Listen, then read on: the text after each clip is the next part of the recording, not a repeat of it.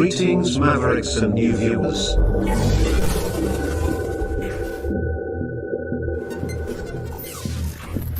Tonight, direct and live from the Maverick News Network World Studios. This is Maverick News with Rick Walker.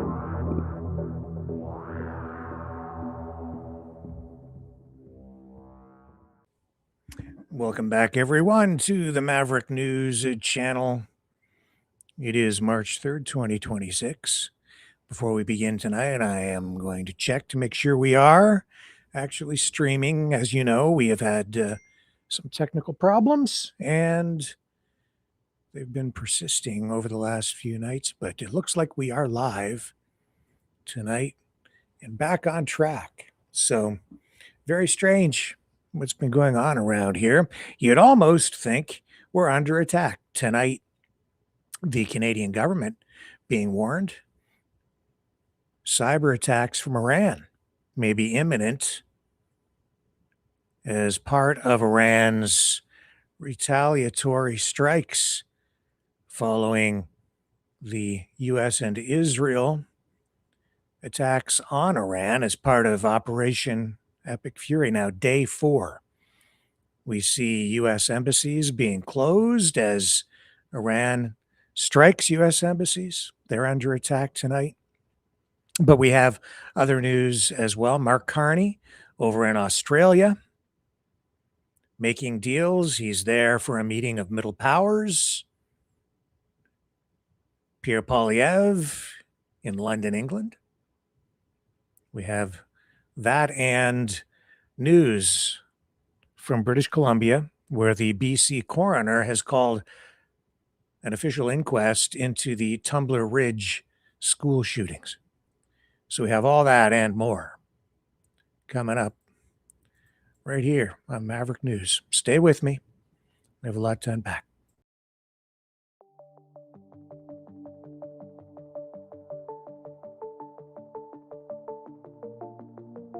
Greetings, brave Mavericks.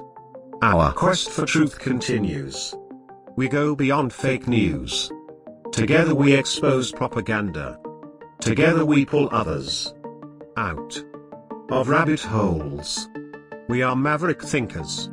We are all unique individuals, defenders of individual rights and freedoms, credible, trusted, grounded in reality.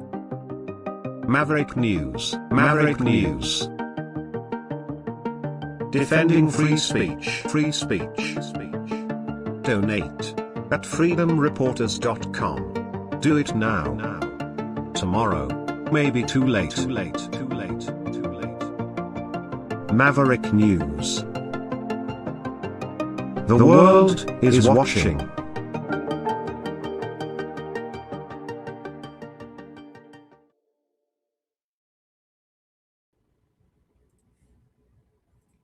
Okay, so we know that U.S. embassies are under fire tonight.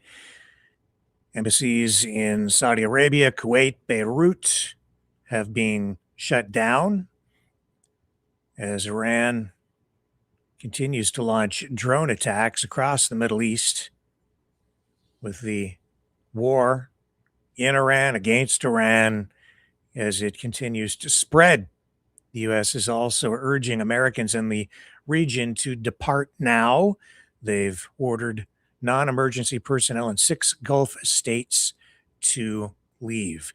Tonight, this is video from the U.S. consulate in Dubai. According to a U.S. official in Dubai's government media office, a drone struck the parking lot of the U.S. consulate there. This is the clip.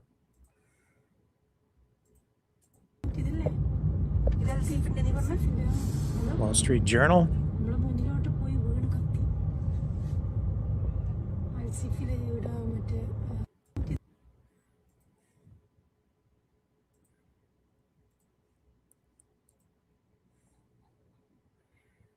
So the Israeli military says its forces are now operating on the ground in neighboring Lebanon as well, where they would advance and seize additional territory. This escalates the campaign against the Iran-backed Hezbollah militant group. Israel has also launched new airstrikes on Beirut and Tehran. This is Fox News, clip showing you the play-by-play coverage on, I'll call Fox News mainstream media tonight, as an Iranian drone hits a CIA station inside the U.S. Embassy compound in Riyadh. Nobody was inside, according to government reports. No casualties reported. David Wiley, our guest last night, military and political analyst, is quite right. This is a new kind of warfare, drone warfare. An Iranian drone has hit a CIA station in Saudi Arabia's capital. Jennifer Griffin is live in Washington. Jennifer, what do we know? Well, Jessica, we've confirmed with an official source that, in fact, it was an Iranian drone that struck the station, the CIA station in Riyadh. It was part of that U.S. Embassy compound, part of that drone strike last night that led to damage at the embassy. This is certainly a symbolic victory for the IRGC. Nobody was injured. Nobody was at the embassy at the time. The Washington Post was the first to report on the incident, and that it was, in fact, the CIA station that was targeted and hit. But what this indicates is that drones, the Iranian drones, are going to be a big problem. They can take out the missile launchers and even the missile stockpile. Iranian drone. Okay.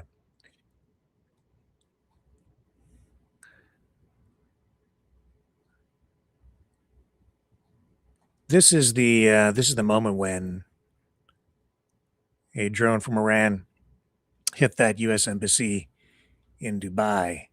So we have this footage as well.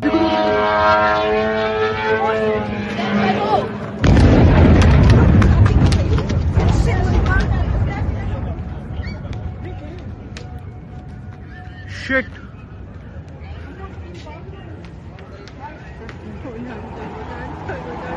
Move. Nikal. Another drone. Well, leave from there. वो खोला कहाँ कर ये GMT निकल यहाँ से.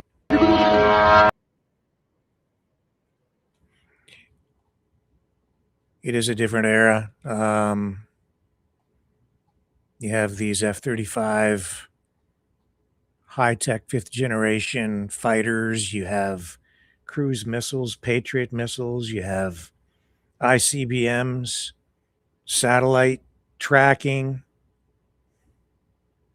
all this high-tech gadgetry. And drones are changing the face of warfare entirely. Today, Mark Carney meeting with Middle Powers in Australia, news conference. And of course, right off the top at the news conference, first topic, Iran.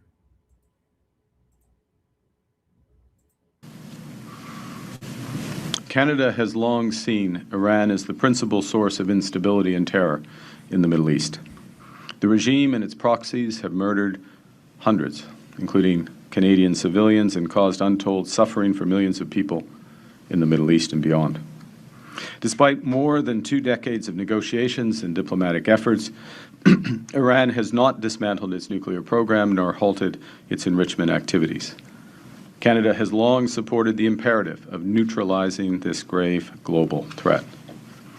Canada stands with the Iranian people in their long and courageous struggle against the regime's oppressive rule, which is why we support efforts to prevent Iran from obtaining a nuclear weapon and to prevent its regime from further threatening international peace and security. Because Canada is taking the world as it is, not passively waiting for a world we wish to be. We do, however, take this position with regret because the current conflict is another example of the failure of the international order.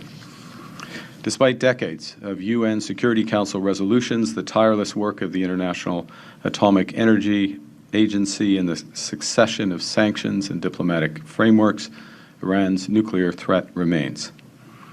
And now, the United States and Israel have acted without engaging the United Nations or consulting allies, including Canada. So where to from here? With a rapidly spreading conflict and growing threats to civilian life. Canada reaffirms that international law binds all belligerents. We condemn the strikes carried out by Iran on civilians and civilian infrastructure across the Middle East. And we implore all parties, including the United States and Israel, to respect the rules of international engagement. Canada calls for a rapid de-escalation of hostilities and is prepared to assist in achieving this goal. Resolution of this crisis will require commitment to a broader political solution. And diplomatic engagement is essential to avoid a wider and deeper conflict. Innocent civilians must be protected, and all parties must commit to finding enduring agreements to end both nuclear proliferation and terrorist extremism. Canada will pursue this approach with like-minded countries and participants in the conflict. And now briefly, allow me to return to our work in this region. J'arrive ici de Mumbai et de New Delhi, où j'ai rencontré le Premier ministre Modi. Ensemble, nous renouvelons et élargissons la relation entre le Canada et l'Inde. As outlined in our joint statement, Canada and India are forging a new strategic partnership in energy, in talent, in innovation, and artificial intelligence. Foundational to this partnership is the new Comprehensive Economic Partnership Agreement, which we aim to conclude this year. We're working fast and already seeing strong results. In India, we secured over $5 billion in commercial agreements that will deepen cooperation between Canadian and Indian businesses, attract investment into our communities, and help double two-way trade to over $70 billion by 2030. The Government of India and Cameco's $2.6 billion uranium supply agreement will support India's civil nuclear energy program and our shared commitment to clean, reliable baseload power. We also launched Canada-Indian Talent and Innovation Strategy, backed by 13 educational partnerships between our leading universities. During my visit, in addition to ministerial and official level meetings, there has been more engagement between the Canadian and the Indian governments over the course of less than the past year than in total over the past 2 decades. This is a reflection of the world we face today and the ambitions of both our nations to build and diversify. Alors que nous réunons avec les grandes puissances mondiales, nous resserrons nos liens avec nos partenaires les plus proches. C'est cette mission qui nous amène en Australie pour la première visite bilatérale du Premier ministre canadien dans ce pays depuis près de 20 ans. Pour marquer ce moment important dans les relations entre le Canada et l'Australie, j'ai eu l'honneur d'accepter une invitation à prononcer une... Let's just dip out of this for a moment. I just want to show you what President Trump has just posted tonight about Operation Epic Fury.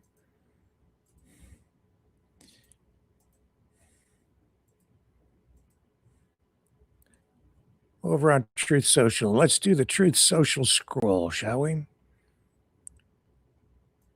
He says, since the launch of Operation Epic Fury, more than 9,000 Americans have safely returned home from the Middle East. If you are a U.S. citizen in the Middle East and you want to come home, please register with the State Department at step.state.gov. The department will identify where you are and provide travel options to you. We are already chartering flights free of charge and booking commercial options, which we expect will become increasingly available as time goes on.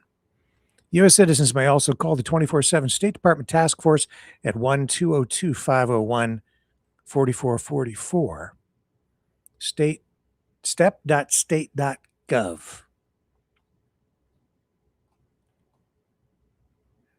So, assistance there for people who are trying to get home. Back to Mark Carney in Australia. News conference continues. He was kind of on the hot seat to a degree today, too, during the questioning at this news conference about Canada's relationship with India, concerns about, well, not just the relationship, but the assassination or the killing of the Indian political activist, separatist, that Trudeau said was a crime or a murder, an assassination that may have been assisted or facilitated by the government of India. Back to Carney. Coming 2 days, we will focus on forging new partnerships in investment, defense, security, critical minerals, and artificial intelligence. Australia is a natural partner for Canada in these areas and many, many more, areas that will deliver enormous benefits to both our peoples. I very much look forward to today's meetings with business, to meeting with Prime Minister Albanese and his cabinet tomorrow in Canberra. And now I look forward to your questions. Thank you very much. Merci beaucoup. Thank you, Prime Minister. We'll now begin the question. Première question. Back. Mackenzie Gray, Global News. Prime Minister, are you confident that the Indian government is no longer involved in extortions, threats, and violence in Canada? Well, the first thing to say is that our approach to foreign interference, to transnational repression, to extortion, the crime of extortion, in all cases is one of vigilance and engagement. Vigilance in terms of tightening the legal framework in Canada. I won't go into all the details. I think you're familiar with the 6 laws that are still before Parliament and the Senate, which will make a major difference to the powers of sentencing, the bail regime, and tightening our asylum system, tightening our borders, all of which will help address these issues. First point. The second element of vigilance, of course, is adequate resources for law enforcement, 1,000 more RCMP, 1,000 more border service agents, coordination at multiple levels of government, reinforcing resources for our security, our various security agencies as well. The third element of vigilance is deploying actively our intelligence services and the highest levels of government being informed on a regular basis in terms of developments. We're in the process structurally of appointing the Foreign Interference Commissioner. We proposed an individual who was the former electoral officer of British Columbia. We're consulting with the opposition parties to move forward on that. So all of those are structural. Then it comes to a question of engagement.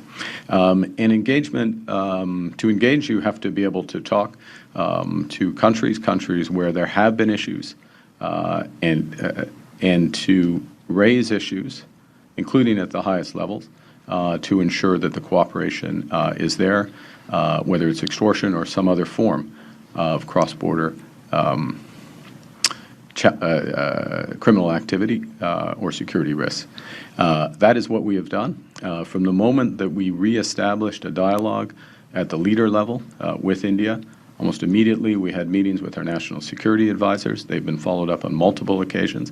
We've reestablished national security cooperation. We've reestablished defense. We're reestablishing defense cooperation and sharing of information. In the meetings of ministers, including the foreign minister, these issues have been raised. There have been frank discussions, and including in my meetings with Prime Minister Modi, including in Delhi 2 days ago. Thank you. En français, est-ce que l'Inde constitue toujours une menace? Okay,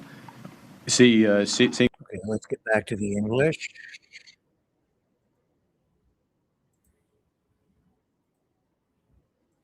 Right. Coming in here. Escalation de la situation actuelle dans la guerre. Merci. Next question, Steve Chase. Steve Chase with the Globe and Mail. I want to ask you about Hardeep Singh Nijjar. Are you concerned about the report in the Globe and Mail this week that showed the Canadian authorities gathered evidence showing that Indian officials in their Vancouver consulate were assisting by providing information that helped with the assassination of Mr. Niger. And I want to ask you about your predecessor said there was credible allegations of a link between the Indian government and Canada. Do you agree with that assessment? And finally, what are you doing? Sorry, could you, the full quotation that you're using, I think you cut it off. Your predecessor Yes. said in the House of Commons that there were credible allegations of a link between the government of Canada, government of India, and the death of Mr. Niger. Do you agree with that assessment? And finally, what is the government doing to hold India accountable for the death of Mr. Niger? So all of those questions fall under, all of those questions fall under the same rubric, which is there is a process underway this is a criminal procedure. There's a process underway.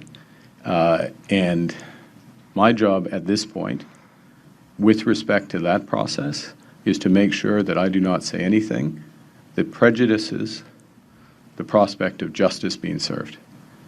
So in that context, I can't comment on the specific aspect, those three aspects of your question. And I hope you'll appreciate that what is important here is that justice is served and that the immense resources that are put in place in order to ensure that justice is served run their course. Thanks. Next Thank question. you. Morning, Prime Minister. Stephanie Taylor, National Post. You have outlined what steps Canada is doing to protect citizens from foreign interference and in transnational repression, but a lot of confusion exists, including within your own cabinet, about what Canada thinks India is doing. So I'm hoping that you can clarify in a yes or no way. Do you agree with your own government official, yes or no, who suggested India is no longer actively interfering in Canada's democratic process and that Indian agents are no longer involved in murders and extortions within Canada? Yes or no? Well, I'm not sure that's an exact quote. That is what he suggested. That's not a quote. I can read the quote. I think, we can debate whether you had a discussion that was not for quotation, but if you want to read a quote from something that's not for quotation. These are the words I would use, and it's important. I would not use those words, okay, first point. Secondly, our approach, as I said in response to the first question, is one of, the second question, is one of vigilance and engagement. And we have made progress, but regardless of the progress that has been made, it is our responsibility to have both aspects. First and foremost, to be vigilant. Okay, vigilant in terms of tightening the laws, vigilant ensuring that we have the right resources at the security level, at the police level, in terms of the coordination, vigilant in ensuring that those resources are active, vigilant in ensuring that we are using all sources of intelligence to direct resources to protect Canadians. And then alongside that, to be engaged with countries so that if and when there are issues or even a sense of issues, that we are raising them. Engagement at the level of national security, engagement at the level of defense, engagement at the level of police, engagement at the political level. All of those. And if you look at the record, if I may just finish on this, of this government in less than a year, 6 major crime bills, many of which address specifically these issues, thousands of new resources being put in the RCMP and border security, huge technical resources also being put in place. That's an odd way to put it, but physical resources in terms of surveillance, and re-engagement, including at the national security level and the political level, so that we can address these issues actually, in other words, today and prospectively, so that prevention is there as well as redress. Thank you. Next question. Abigail Beeman, CTV News. I still have not heard a clear answer as to whether you believe India is still actively involved in foreign interference, and if you would not use those words of the government official, will there be consequences for that official? There will not be consequences for those officials. Look, there are, in terms of vigilance and monitoring, which we do actively and on which I receive regular briefings. There are aspects of those briefings that I can't share in public, and I'm not going to betray them. I will tell you that there is progress on these issues, and that progress is a product, in my judgment, it's a product of the resources we're putting in. It's a product of the clarity of our position. We will not tolerate foreign interference, transnational repression, by anyone, and I stress by anyone. There's a wide range of countries who make these efforts from time to time. And we will call it out and we will engage with it in a way that is as effective as possible to protect Canadians, and that's what we're doing. Next question. Thank you. Alex Malingall with the Toronto Star.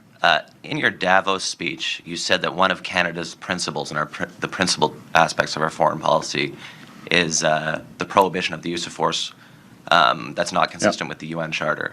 Now you're saying, albeit regretfully, we've supported this action despite the lack of engagement with the United Nations. So it seems like there's a potential, or it seems like there is a contradiction in those two things. So can you explain how we arrive at that position? Well, there's a few things, Alex. What I also said in the Davos speech and said today, and this is core, is we take the world as it is, not as we wish it to be.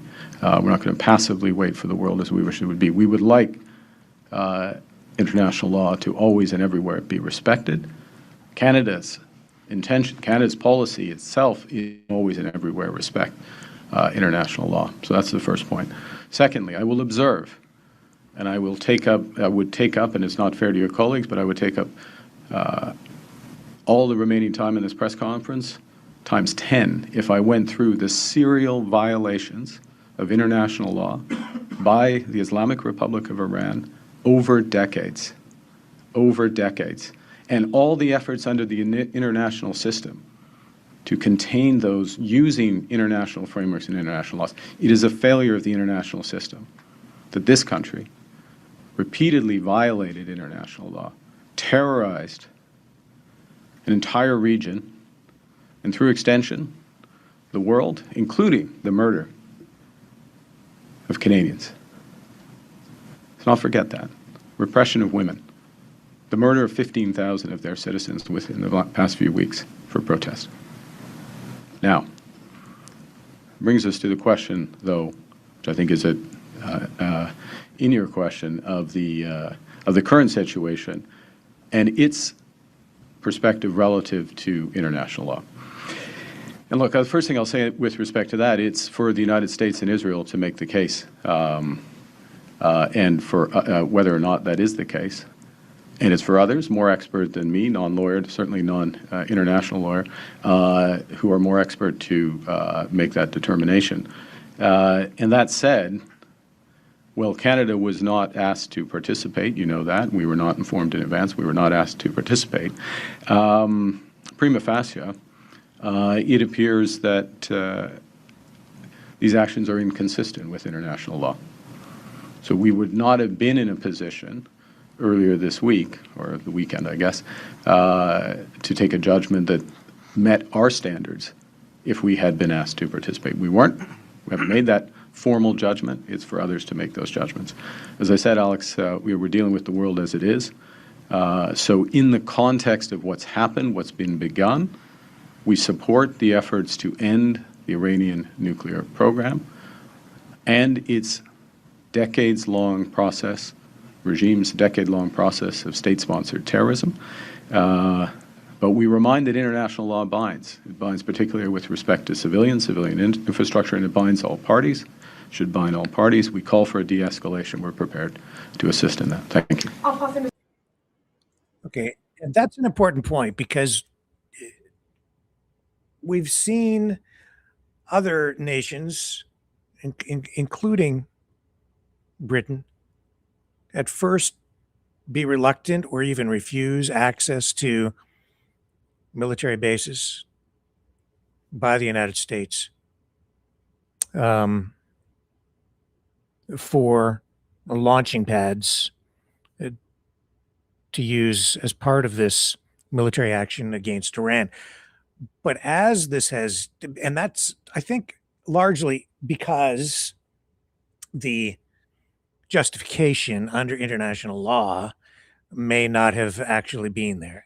However, as this has developed and evolved, the initial strikes against Iran and now the counterstrikes against targets involving other countries, including Britain, now they have justification or a legal basis from which to say we now will allow the United States, for instance, and this is just an example, to use our bases because we've been attacked, and so now it's a defensive action. Prior to that, this was an offensive situation involving the United States and Israel. And as Carney just pointed out, the onus is on the United States and Israel moving ahead to make their case if they face charges of violating international law by launching this attack. And we'll have more to say about that in the broadcast tonight, but we'll take a little break. We're going to come back. We're going to go back to Carney because everything that he was touching on today in this news conference in Australia, significant. I'll put it that way. So don't go away. We have more, not just with Carney, which we're almost done with, but we have other important stuff to touch on after this.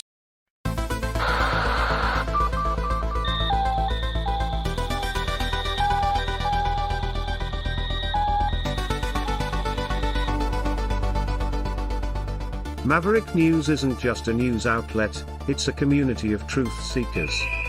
Your donation at freedomreporters.com fuels our mission to report the stories that mainstream media won't touch. Thank you, Maverick family.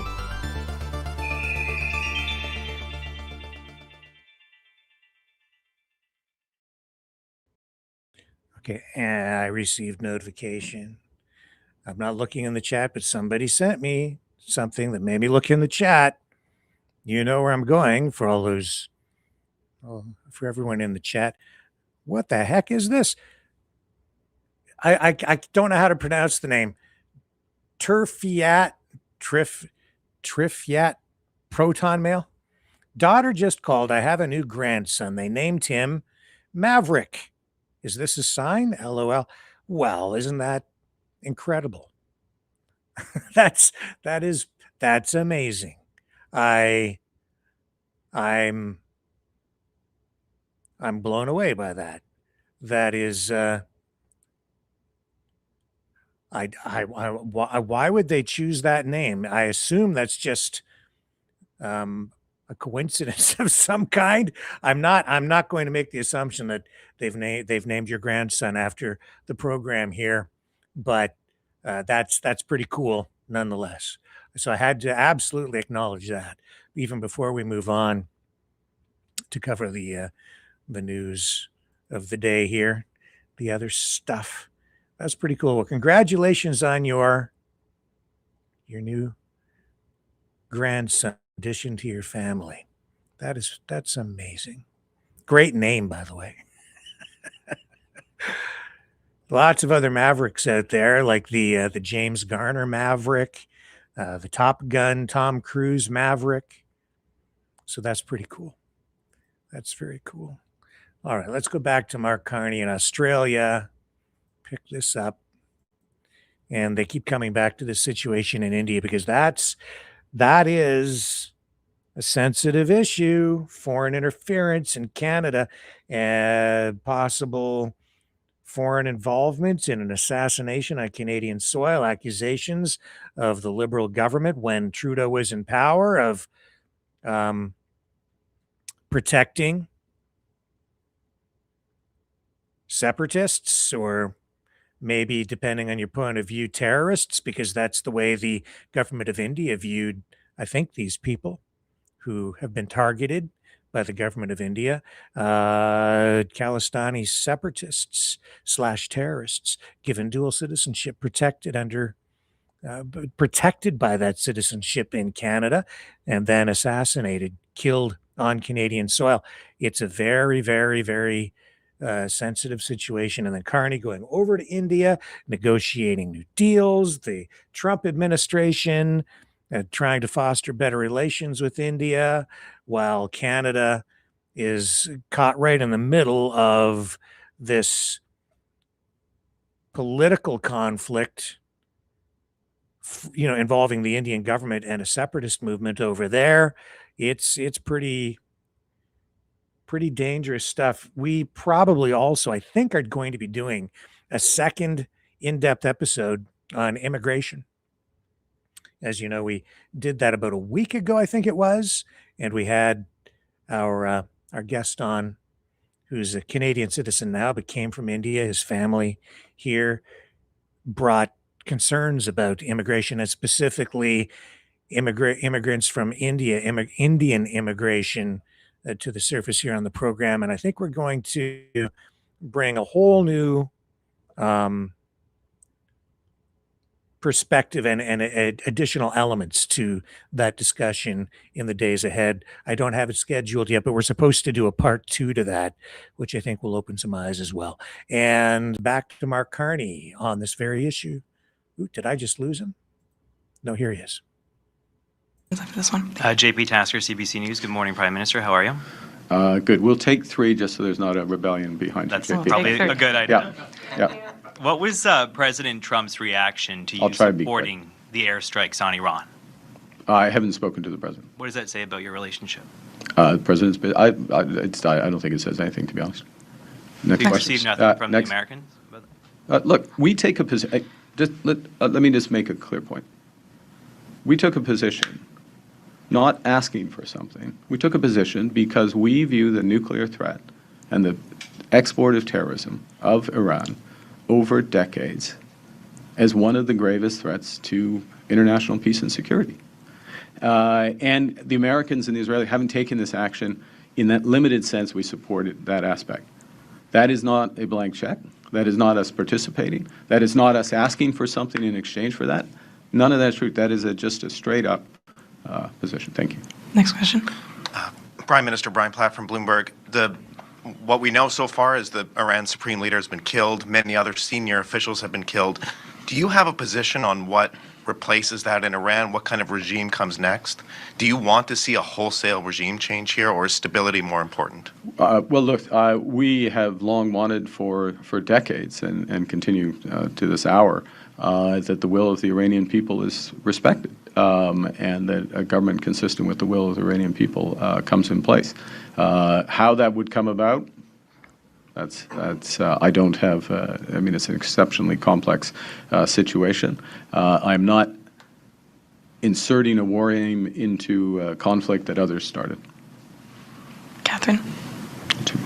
Hello, Prime Minister. Thank you for your time. Yep.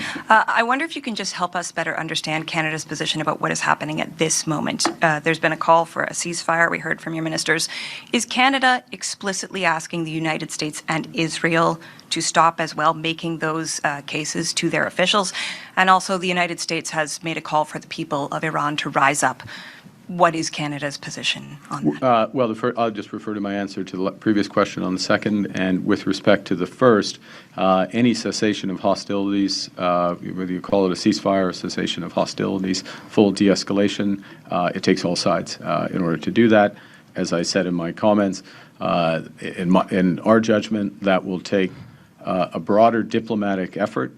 That broader diplomatic effort will very much have to involve the countries in the Middle East that have been attacked now by Iran. Their civilian infrastructure, their civilians have been attacked. And certainly that has been, they've been successful largely in defending themselves. Some of the missiles have gotten through, but the intent has been widespread civilian casualties and damage to civilian infrastructure. So those countries, many of whom are are close allies of Canada, need to be involved in any diplomatic solution. Thank you. Ian? Hi. Ian Austin from the New York Times. Has Canada seen any evidence of the imminent danger the president cited for launching the attack on the weekend? And should anyone take any confidence in his view that this will be over in a matter of weeks?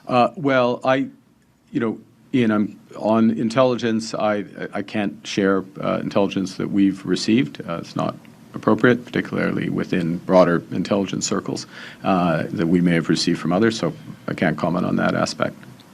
I've got one last question. And the timing, the president's forecast that this will all be done in a matter of weeks.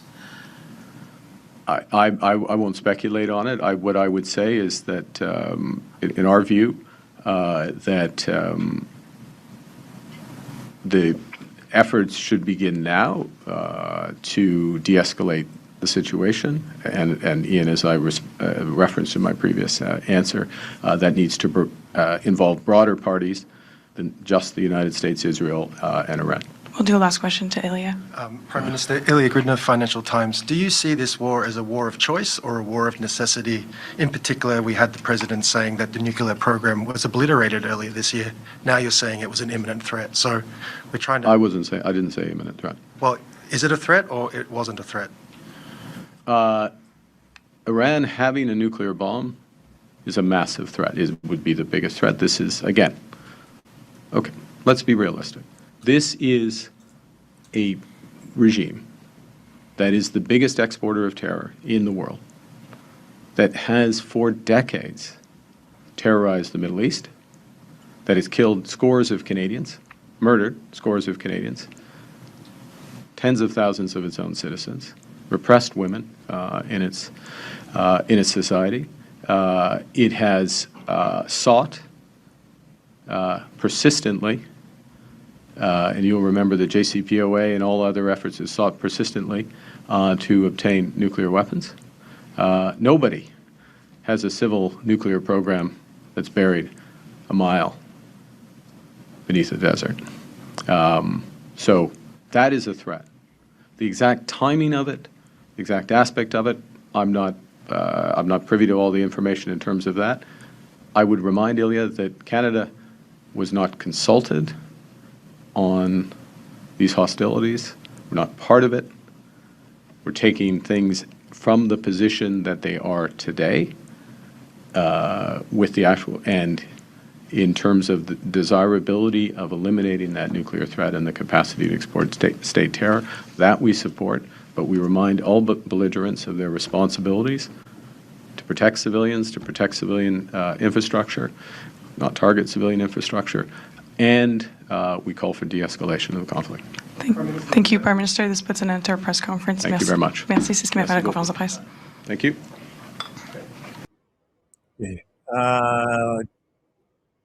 We shall take another short break. I noticed, because I did dip into the chat, Lindy was saying something about, I'm looking forward to hearing Rick's take on this. Of course, I can't follow the chat, so I don't know what you want my take on. You'll have to tell me specifically in the chat, I guess. I'll look for the response. There's a bit of a delay, but I'll see it come up. My take on what? Let's take a break, come back, and our coverage of today's top stories will continue.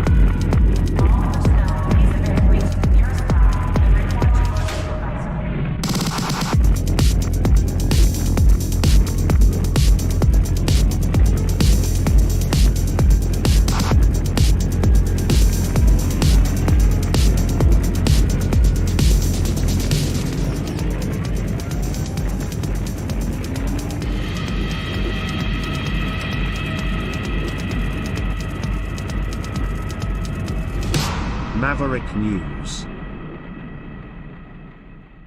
The world is watching. Okay, I'll dip back in here. Did Lindy respond? Carney's speech. You want my take on Carney's speech? What he said today? What part of it do you want my take on? I don't know. She says yes. He talked about a lot of things. India, he talked about Iran, he talked about the whether international law was violated, which I'm going to comment on here a little bit in just a moment. I don't know, Kron. If Canada's fallen, why am I still paying taxes? Seems like it's still alive and kicking. And unfortunately, I was paying more for gas today too. I had to get a little bit of gas, so it was $1.37 a liter. That was up from about $1.15, $1.16. That's a substantial jump, but still a lot less than when Trudeau was in charge. But that's because of what's going on in the Middle East. It's increased a bit, and that's because of what's going on with the Strait of Hormuz, I expect, and speculation about disruptions in trade. A lot of tankers, too, not traveling through the Strait of Hormuz. I think traffic through there is down about 80 or 90% right now because of concerns that they might be attacked by the Houthis or the Iranians directly. I like it when you dissect what people say in their speeches. It helps me understand. Okay. Well, what can I say? With regard to the situation in India and the targeted attacks and the assassination on Canadian soil, I think Carney did what Trudeau should have done from the beginning, which is to keep his mouth shut, because in Canada, we do respect the rule of law. We're supposed to. We're supposed to be a country that respects the rule of law, not just domestically, but internationally. That is what Carney did. It is something that is before the courts. It's an ongoing investigation. It's also internationally sensitive. There's no value in inflaming a situation on the political side, unless you have some objective, which Trudeau may well have had at the time. I suspect he did, but Carney has nothing to gain by weighing into it. And he's quite right. It's not his place. It's the irresponsible for him to politicize this, let the investigation play out, let the RCMP, CSIS do what they need to do to deal with the investigation, get to the facts, deal with it in Canadian courts because it happened on Canadian soil. Let all of that play out so that he doesn't prejudice the outcome of the legal process. After it is complete, it would be a more appropriate time to comment, if at all. And I think he should, at that point, make a comment about foreign interference if there's direct evidence and ongoing concerns about foreign interference from India or targeting someone who does have Canadian citizenship on Canadian soil and carrying out an assassination. Yes, the Canadian government needs to address that. Canada has been addressing it. That is also a major concern, I think, for the United States, which is concerned about its security and having Canada sitting right next door. But Carney did the right thing. He just kept his mouth shut to not prejudice a legal process. That's not what's going on in the States right now. This is another reason Canada is, I think, in many respects, more valuable to the United States as a separate country than it ever would be as the 51st state, because this is another example of something that sets Canada apart. And Canada is a place of like sober second thought on all things political. That has been the case through, much of modern history. It's even, during times of like from the War of 1812 on, after that. You look at Vietnam, you look at the Iraq War, Canada taking a more measured and rules rule of law position on all of these things. Carney restating here again that Canada's policy has always been to, or is, to respect and follow international law, respect the sovereignty of other countries. The United States superpowers don't always do that. That's what he called out in his speech in Davos. He said, it's a partially false facade that was created under the international rules-based order, right? Because the superpowers, nobody's there to hold them accountable, and maybe they need to do what they do. You can be pragmatic about it and look at the realism or the world as it is, the realpolitik. Sometimes you just got to do what you got to do, I guess, if you're dealing with a country that is also not following international law, and that is, I think, the case here with Iran, right? That's the other point that he's making. Iran also does not follow international law. They've engaged in terrorist acts, regardless of how they may have tried to justify what they do.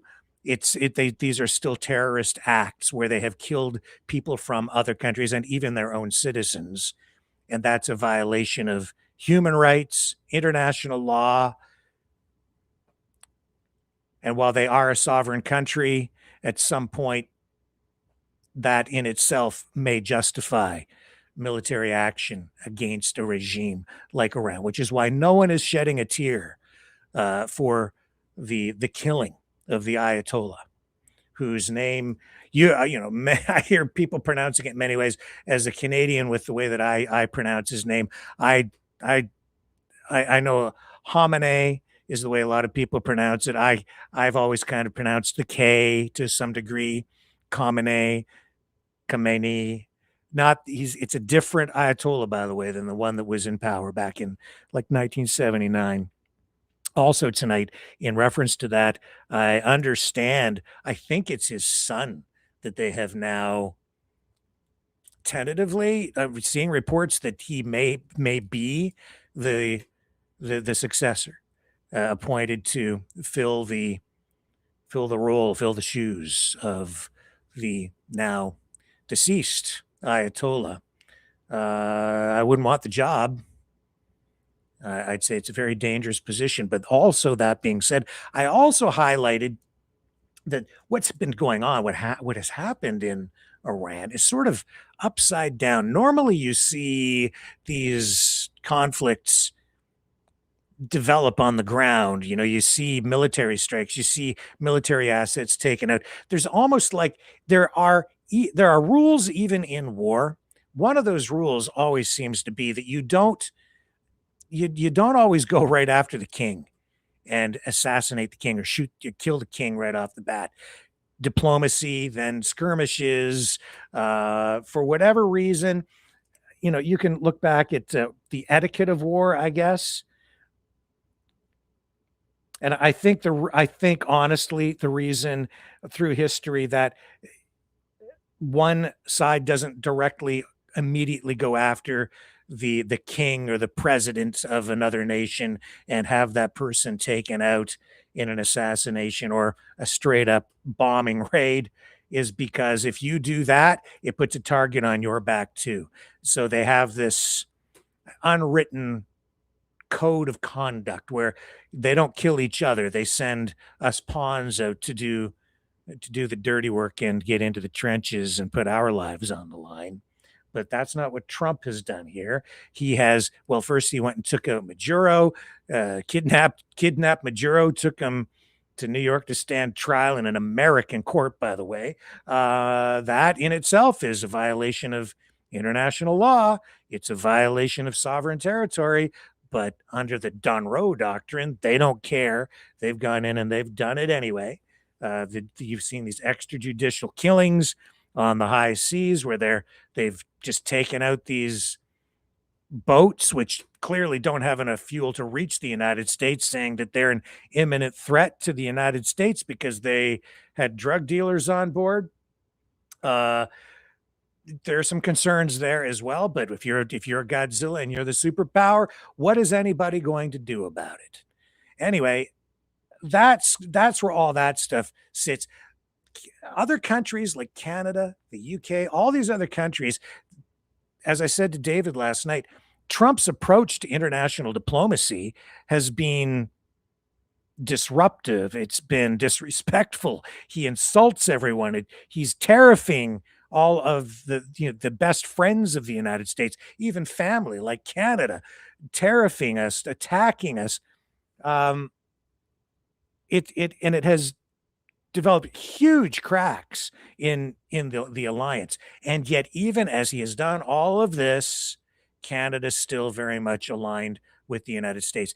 But because we respect international law, we are not sending troops. We're condemning these attacks, this language of diplomacy, which will come in very handy for the United States. It could, again, why we're so valuable to the United States as an ally and a sibling, right? Rather than the 51st state.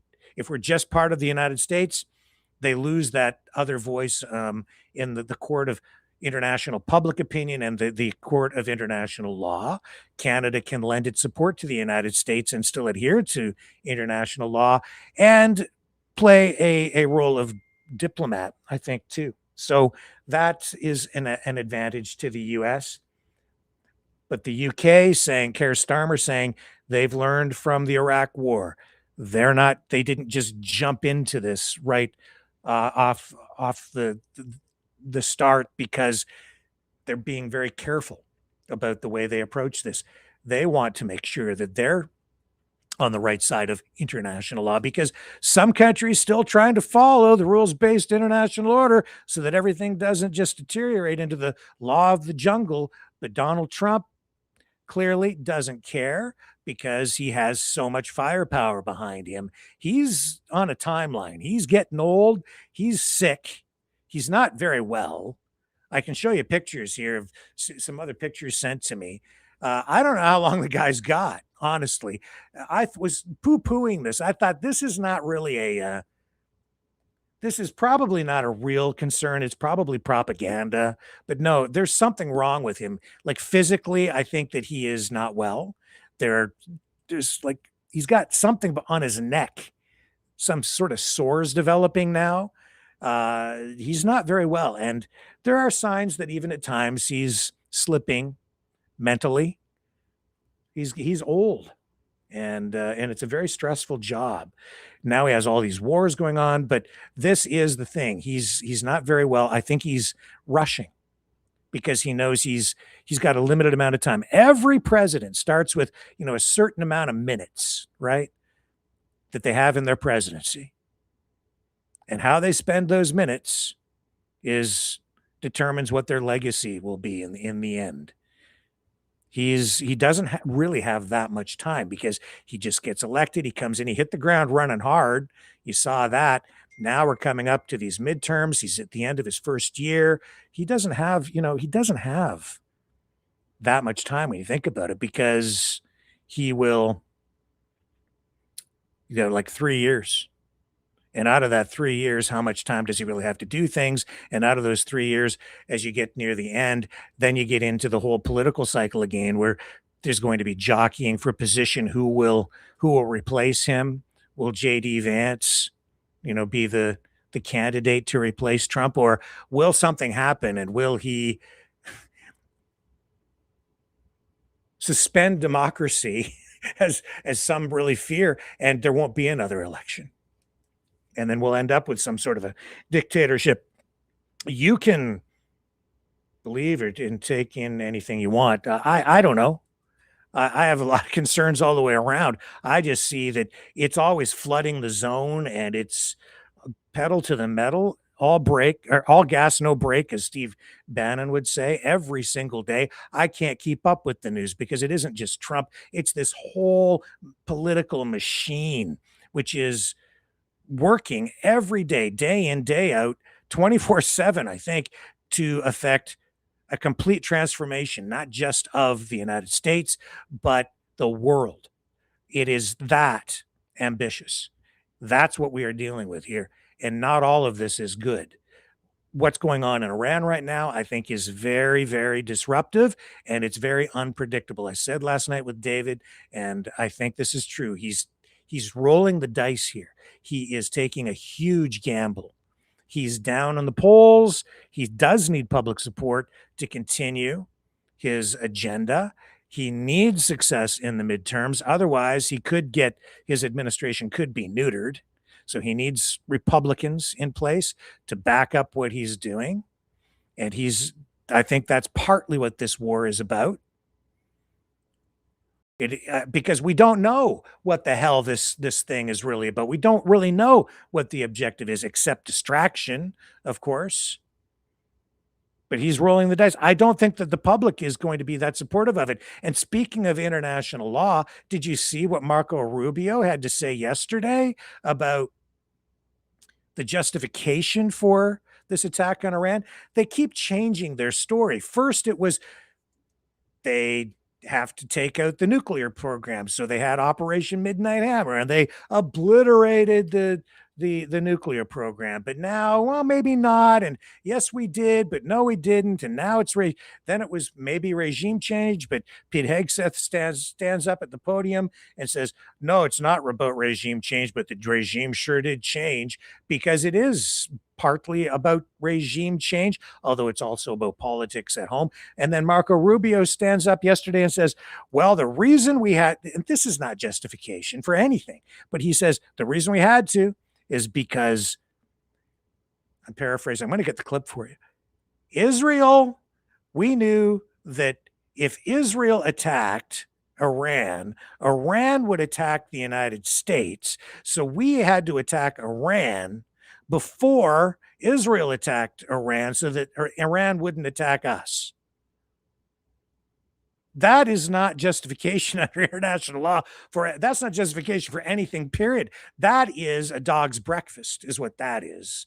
And that's a big problem for any country that moving ahead in the future might be held accountable for their actions. You could make a case for that being not just a violation of international law, but even war crime, depending on how you look at it. But if you're a superpower, what's anybody going to do about it? So you hope that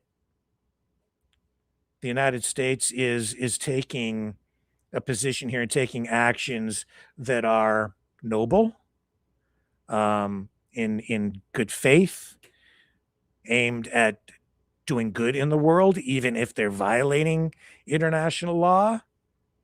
But it's a mess. I'll tell you that. And if it was a smaller country that did something like this to another country, oh yeah, somebody's head would roll at the ICC, or there would be accusations of war crimes flying. Well, I'm sure that I think there are tonight against the United States, depending on what side you're looking at. I know that Russia views it in a particular way. You know, they're critical of it. You're seeing Iran, obviously, critical of it, and you can see the social media streamers too lined up on each side with regard to this tonight. So you can really kind of see who's working for whom. That guy's for Russia, that guy's working for Iran, this guy's on the United States side, this guy's probably getting paid by this government and that government, and listen to the rhetoric, right? It's some people may be just genuine in their outrage. Others, I think it's fairly clear that they're a mouthpiece for one government or another. So you need to be aware of that. And then you've got your own bias that makes it hard for people to see sometimes the bias being presented to you by someone, because you're in kind of an echo chamber, right? And you've got confirmation bias coming back at you. So that's where we're at. That's all part of the fog of war. That's part of the propaganda. And it is absolutely a propaganda game. But I think I've got Rubio here. So yes. All right. This is, I've got the two clips. Rubio asked, I haven't heard his response today, but I know that he has refuted this analysis of what he said yesterday, but it's a joke. Maybe he misspoke, but I don't think so. I think he was trying to find some way to again justify what the United States has done in Iran. So I think the first one is what he said today, and then this one here is what he said yesterday. Yesterday, you told us that Israel was going to strike Iran, and that's why we needed to get involved. Today, the president said that Iran was going to get. Yeah, your statement is false. So that's not what I was asked very specifically. Were you there yesterday? Yes, I asked the question. And so the president made the very wise decision. We knew that there was going to be an Israeli action. We knew that that would precipitate an attack against American forces, and we knew that if we didn't preemptively go after them before they launched those attacks, we would suffer higher casualties and perhaps even higher those killed. And then we would all be here answering questions about why we knew that and didn't act. Yesterday, you told us that Israel was going to strike Iran, and that's why we needed. That's kind of a problem. We knew that they were going to attack those guys, and then those guys wouldn't like that, and then we would be blamed because we're kind of we're in bed with them. So they would then attack us. So rather than sit back and wait to get attacked after these guys attacked them, we decided to attack them first or with them at the same time so that we wouldn't be accused of sitting back. It's crazy. It's the crazy train. But what's sane about war and people killing each other anyway? There's nothing sane about any of it, really, when it comes right down to it. And if you sit in this chair, or if you watch this program long enough and you just soak all this stuff up, if you're not careful, it will drive you crazy because you're dealing with insanity on the world stage. Because it's war. It's people killing each other. And I find it distasteful, to say the least, to watch media coverage of most of this stuff because, again, it's like sports coverage. And they're selling soap around it. It was like really bad during the Iraq War, the Gulf War. It was terrible, actually, looking back at it. I was pretty young at the time. But they have the graphics up. It's just like watching a football game, except that it's sanitized war. And they have the screens up and the graphics, and they move the little icons of the tanks and the fighter jets and the naval assets around, and they analyze it, and they talk about the politics surrounding it all and the strategy.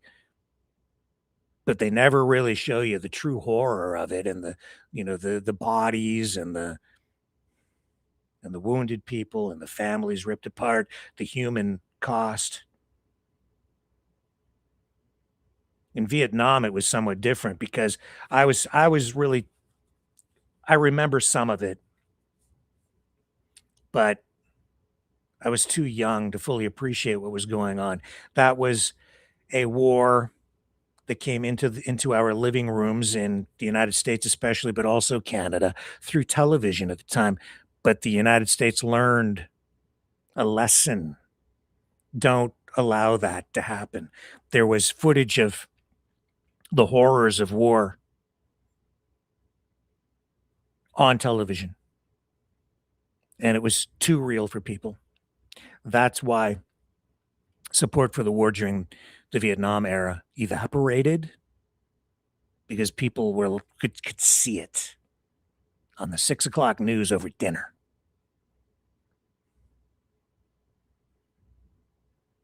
We're getting real-time images of drone attacks, but look at what's really online here. You're seeing these attacks, but it's like fireworks. It's still sanitized, and it is still propaganda. And it's controlled because Elon Musk, all the tech giants, They control the algorithms. They're feeding us this information in the way that they want it fed to us. Make no mistake. They're screwing with our minds every night.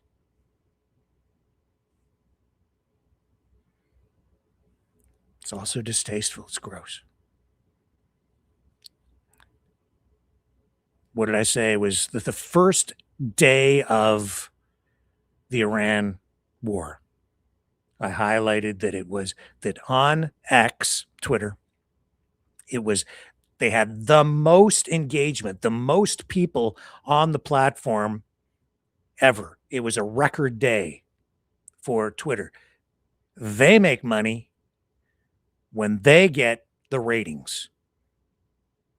They're going to do whatever they need to do to boost those ratings, just like a television network. I highlighted that for you. Are you aware that you are the product that they're selling? So am I. They're selling you to the advertisers, to the big corporations. It's a circular thing. And it's all about the Benjamins, man. It's all about the money. And then look at what else did I tell you today? Here I am. I'm just going off, right? Because it goes in so many different directions, Lindy. This is from Carney's speech. It's not just about Carney's speech. It's about everything. It's about gas prices.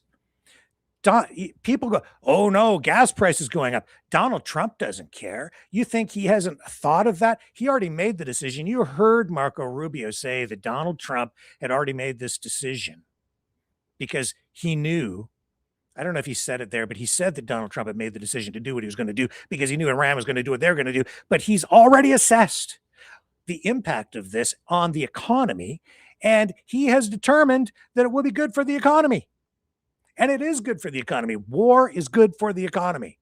Oh, no, people say, oh, it costs too much money. No, it's not. It's good for the economy, especially for the United States, because they have the military-industrial complex. And this is not some conspiratorial thing. It's just a fact. When they blow up a bomb, some bomb, or shoot off a Patriot missile, they have to replenish that. That creates demand. That enriches the, Raytheon or whatever, General Dynamics creates demand for all of these war machines and munitions and everything else. And for gasoline. See, timing. It's all about timing, too. Here's my assessment. Last night, David, excellent interview. A lot going on in that interview. A lot more than you are probably aware of on the surface. A lot of layers to that. And he was sharing information with us that if you're reading between the lines, you get a lot more out of it, too, because he said what Trump wanted was just to get Maduro and put him on trial.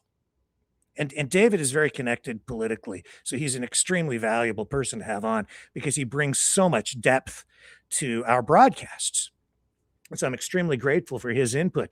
But I pointed out, yeah, but he just had a news conference the other day, a couple of days ago, down in Corpus Christi, Texas, on the Gulf Coast, right? Oh, by the way, it's the Gulf of Mexico, not the Gulf of you-know-what. But he was down there on the Gulf Coast in Corpus Christi, and he pointed to a tanker that they had seized that was filled with Venezuelan oil. And I said, yeah, but he wants the oil too. And I'm not making it up. He had the news conference with all the U.S. oil industry execs sitting around the huge U-shaped horseshoe thing, and they're all talking about what they're going to do and go in and take over the Venezuelan oil. And Trump's just talking about it straight up. And as much as, he makes stuff up and he lies, I have to say that there is a brutal honesty that we are seeing with Donald Trump. It's the I don't care honesty. It's the brutal, raw reality of I'm just going to do this. And I'm not going to play games anymore. No more facades. I'm just going to go do this. I'm not going to get a coalition of 15 other governments behind me and pretend like they're a coalition of the willing or whatever it might be. I know, when in reality I was telling them what to do. I'm just going to go do it. I'm not going to bother with any of that. I'm not bothering with the Congress. I'm the president. I have all the power. I have it in my Sharpie, and I'll just sign an executive order, or I'll just ignore everybody and just do what I want. So there's brutal, raw, gross, disgusting honesty in it, but at least it's honest. And when he goes and steals the oil, he says, yeah, we're going to take the oil because they stole it from us, which is the lie, but he's just being straight up with it and saying, yeah, we're going to take the oil. Why did he do that? And why did he do that before he went to Iran? Because the United States is already, under Trump, the world's largest producer of oil. Okay? So they're producing tons of oil already. The US dollar, the value of it is tied to the value of oil. By seizing the oil asset in Venezuela and preventing adversaries like Cuba, communist country which he doesn't like, Russia and China from having access to that oil, it strengthens the U.S. position. It gives the U.S. an additional reserve or supply of oil. Even though they have a buildup, they always keep a strategic oil supply built up. And before they do a major military action like you're seeing in Iran right now, they will normally build that strategic oil reserve up domestically so they have a lot of oil. And it's so much oil that they can affect the price, even domestically, by releasing some of it or holding on to some of it from the strategic oil reserve. You seize the oil from Venezuela, you just increased your oil capacity immediately. They seized all those tankers. They have the access to the oil production in Venezuela now, and they are controlling the government there because clearly what's happened is the existing government, they've made a deal with Trump. They gave up Maduro in exchange for not being completely dismantled, but they have to bend the knee and give the United States exclusive access to the oil. And that's basically what the deal is. So before going and effecting this now attack against Iran, which is there to benefit Israel because Iran is a threat to Israel, especially if they get a nuclear weapon. And even if they don't have it, Benjamin Netanyahu wants to do what he wants to do there. So Trump is like, yeah, we can do that. But first we're going to do this. We're going to take this oil. And then if they shut down the Strait of Hormuz, then it won't have that much impact on us. And in fact, it will benefit us because when the price of oil goes up, it boosts the US dollar and it can actually help the US economy while it hurts. If they can't get access to oil, other countries, it could hurt them, but it won't hurt Russia. Russia will benefit because they're an oil producing nation. It's going to benefit the United States because they're an oil producing nation. At least the government will benefit, not so much you or me, because I had to go and pay extra money at the pump today. So the price of oil went up. But it's better for the government because they've got a $39 trillion debt. And he doesn't really care about you. He doesn't really care about me.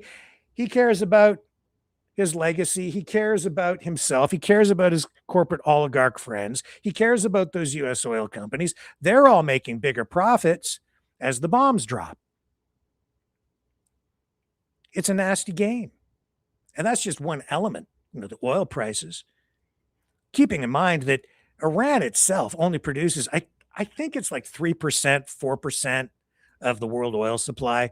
As much as they're an oil producing nation, because of their rogue status, they don't have the access to the world market, and they don't produce as much oil as they probably could if they weren't such a disruptive nation. If they could find some way to get along with Israel better, they could probably be producing a lot more and doing a lot more for their people and generating a lot more wealth that they could share with their people, which is what the United States is also saying. Like, we have to go back to the way it was before 1979 when the Shah was there, who was a puppet of the U.S. government, by the way.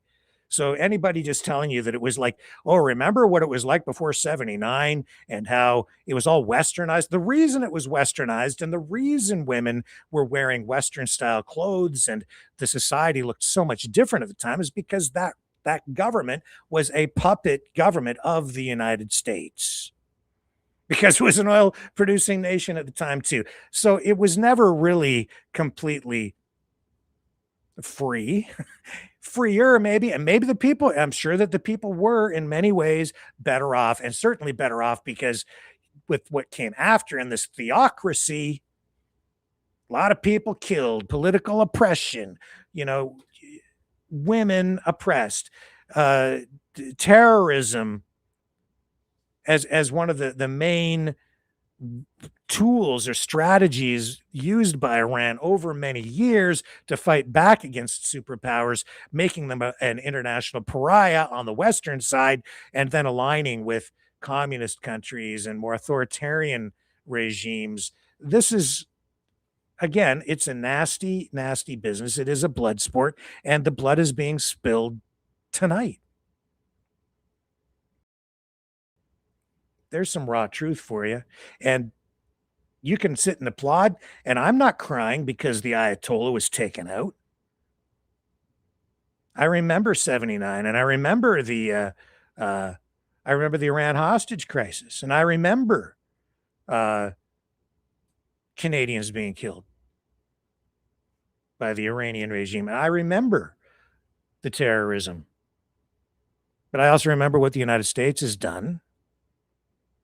I remember Canada's role in some of it. I don't remember everything because some of it was, it happened when I was so young.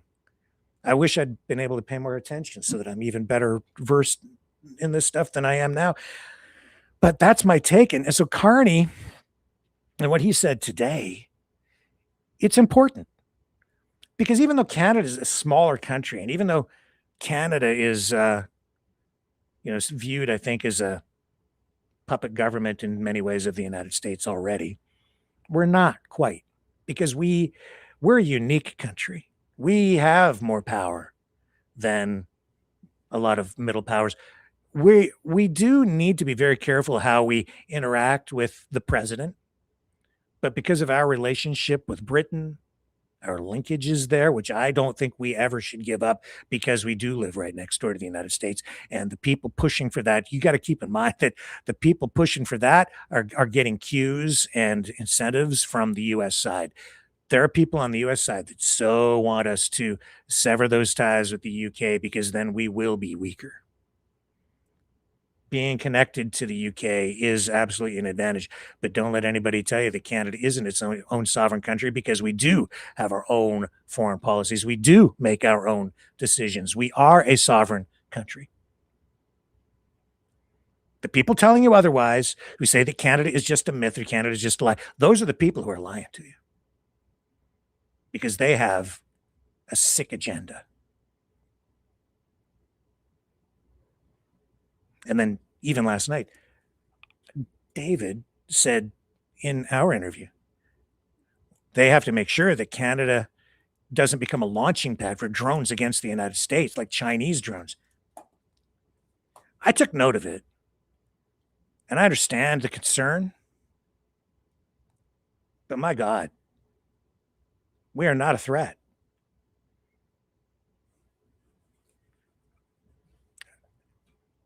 Again, the people who are trying to spin this up on the Canadian side,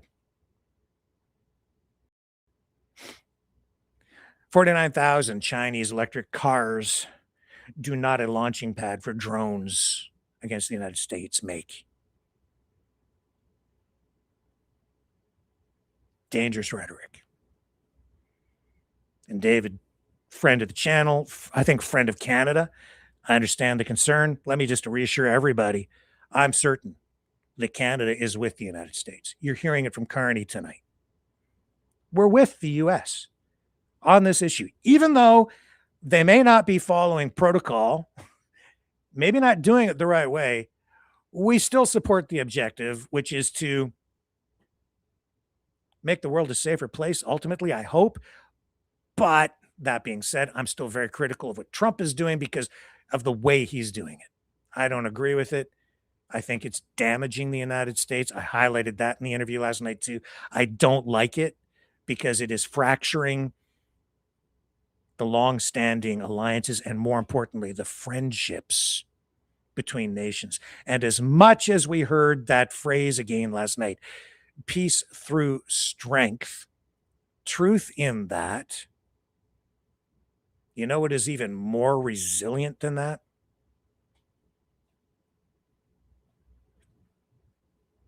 Peace through friendship.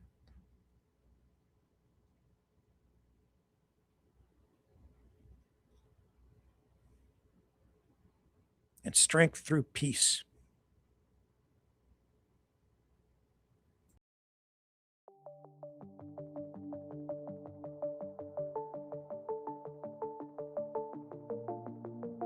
Greetings, brave Mavericks. Our quest for truth continues. We go beyond fake news. Together we expose propaganda. Together we pull others out of rabbit holes. We are maverick thinkers. We are all unique individuals. Defenders of individual rights and freedoms. Credible. Trusted. Grounded in reality. Maverick News. Maverick News. Defending free speech. Free speech. Donate at freedomreporters.com. Do it now. Tomorrow may be too late. Maverick News. The world is watching.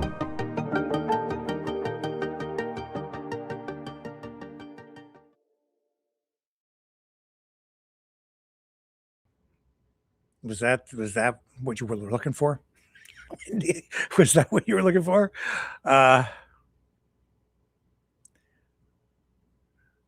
Yeah, she says, if only that was the way. Yeah, if only. Yeah.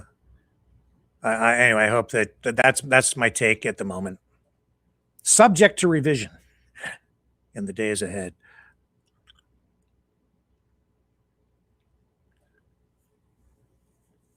Yeah.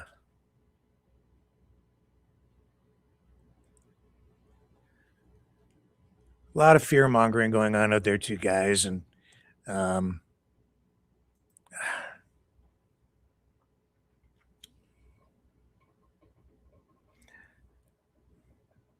perspective, context, accuracy. I'm becoming more zeroed in on these things of late because I'm seeing so much propaganda, and fear is being used to drive our emotions and our decisions right now, in bizarre, twisted, and unprecedented ways. Be very careful. That's my recommendation right now. Be very, very careful. Check your emotions. For a friend sending me a Substack that they wrote, and I read it. I haven't decided if I'm going to share it with you, but as I was going through it, a lot of the things that I know people, just talking points on the conservative side, they were highlighted, pinned, point form through much of this Substack that I read overnight. And when I was done reading it, I thought there's a mind virus in there, because there was a little bit of truth there and a little bit of truth there, but I knew that a lot of what was wrapped around it was not accurate at all, and it was designed to generate a prejudicial conclusion by trying to get a knee-jerk reaction out of the reader based on the headline, the subheading, and just a little piece of information without giving you the whole story. We're in a very dangerous time. I don't want to go on too much about it because I haven't decided if I want to share all that with everyone tonight, because it gets kind of technical and drilling down into stuff. But And so without giving you the full context, I'm troubled by it all. That's enough to say about it tonight, as I keep my eyes closed thinking about it all. I find it really disturbing. A lot of things disturbing. Tumbler Ridge. There's another story, right? Another story that highlights the differences right now between Canada and the United States.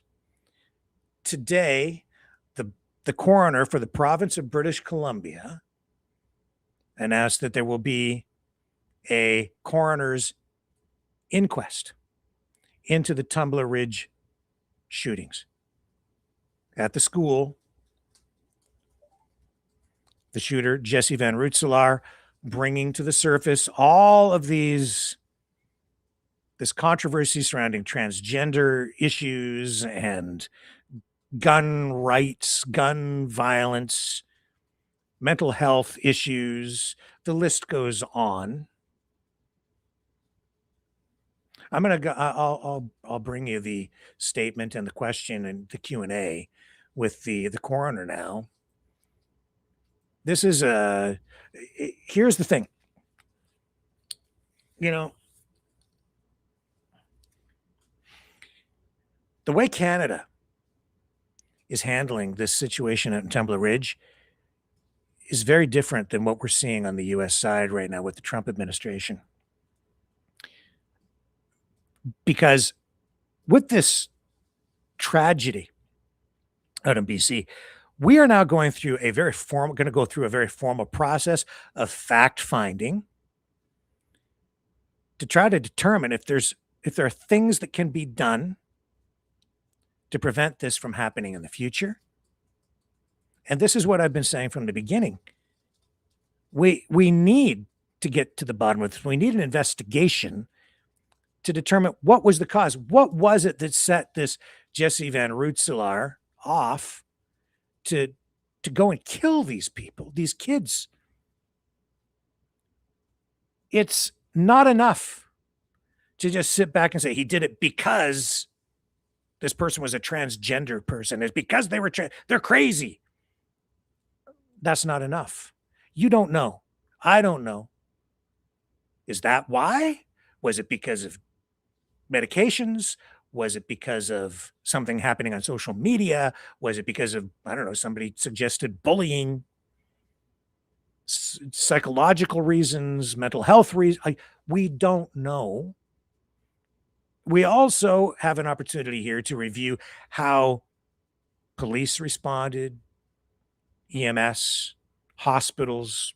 Was the healthcare system adequate to take care of the people who were wounded? Is security in place at these schools? Is that adequate? All of these things will be explored during this coroner's inquest, which is what we need to have happen. And that's what's going to happen out in BC. That, in my view, is a very good thing. Do you get this down in the United States? Not right now. You see, when a police officer, for instance, draws a weapon, shoots someone, there are really serious levels of investigation that take place. And I don't care what province you're in Canada, there will be a heavy-duty review of that incident.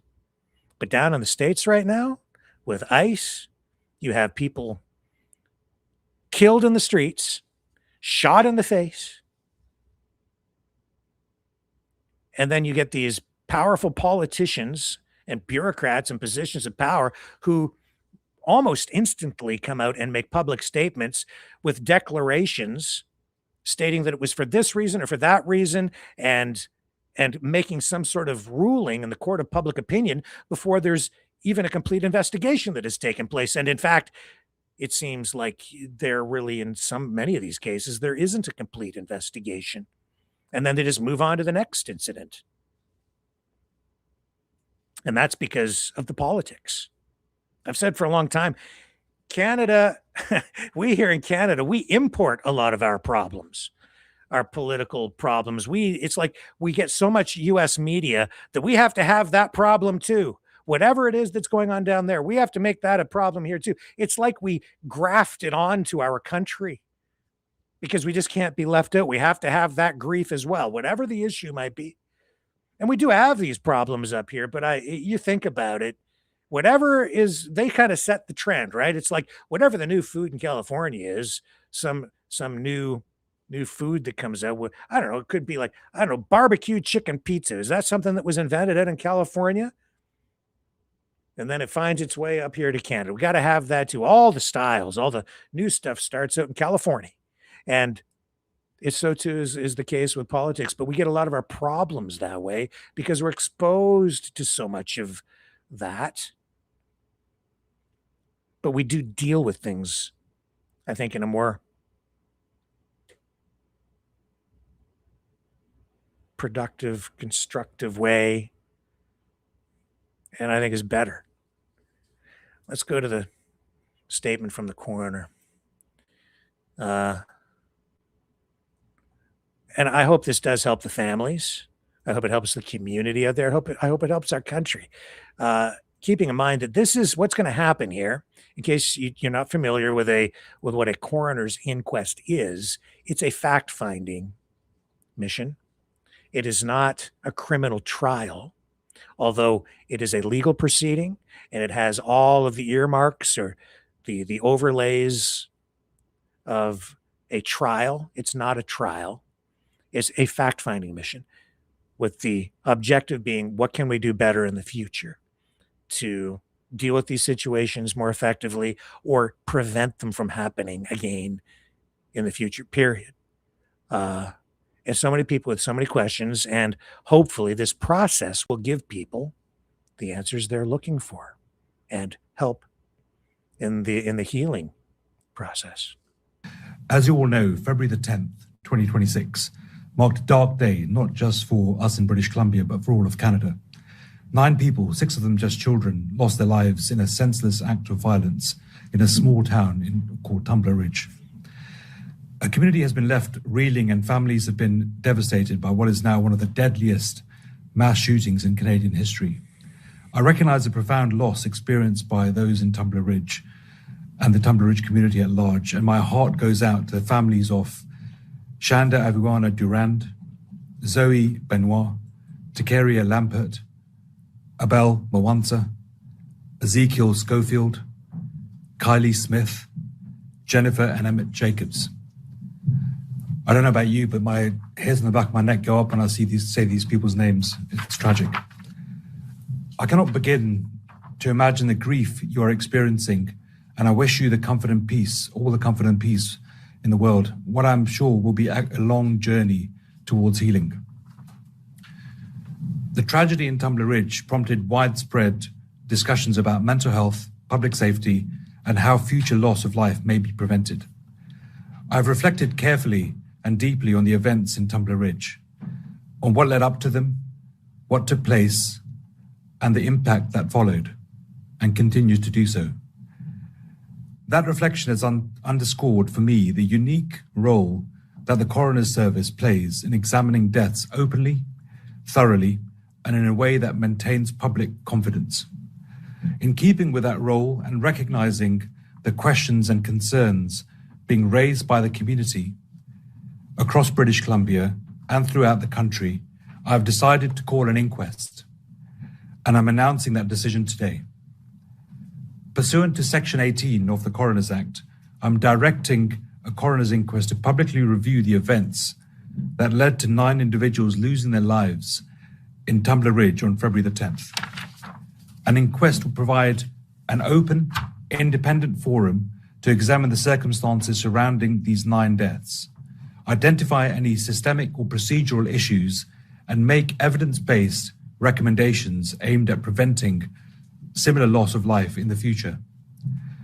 A key area of examination will be how individuals in crisis are identified and supported, including access to mental health supports and services in rural and remote and small communities across British Columbia. such as crisis intervention and wraparound supports.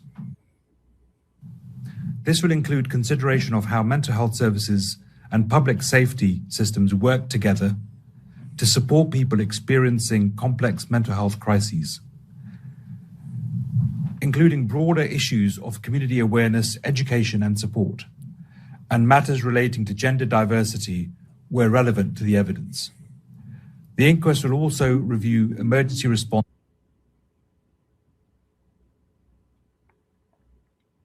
and coordination, including law enforcement and medical response, communication with families and the school community, and opportunities to strengthen preparedness and response in rural settings. Where relevant, the inquest may also consider other systemic factors that emerge through the evidence that we will hear, including how mental health and public safety systems intersect with firearms oversight, and how information is shared between online platforms, emerging technologies like artificial intelligence, and law enforcement. As Chief Coroner, my mandate to promote public safety and the findings and recommendations from this inquest will inform practice and support safety and well-being in communities across British Columbia and Canada. Before I close, I want to take a moment to acknowledge the bravery and the compassion of those people who were there when these tragic events unfolded, as well as those who were among the first to respond to this crisis.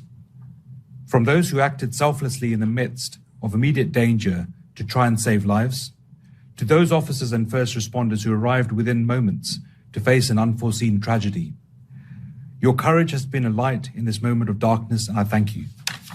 I'd also like to thank the British Columbia Coroner Service members who came together so quickly to coordinate efforts and support each other.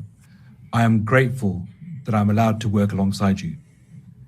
From my conversations with Mayor Krakowka and from what I've seen, I know that Tumbler Ridge is a community that will pull together, hold each other up, and support each other through the long days ahead. Events such as these weigh heavily on all involved. Please check in on your friends and family and ask for help when you need it. Our strength is in our compassion and care for each other. Thank you for being here today.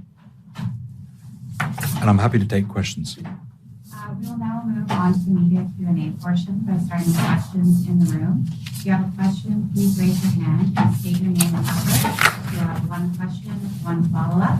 For media on the phone lines, please press 1 to enter the queue.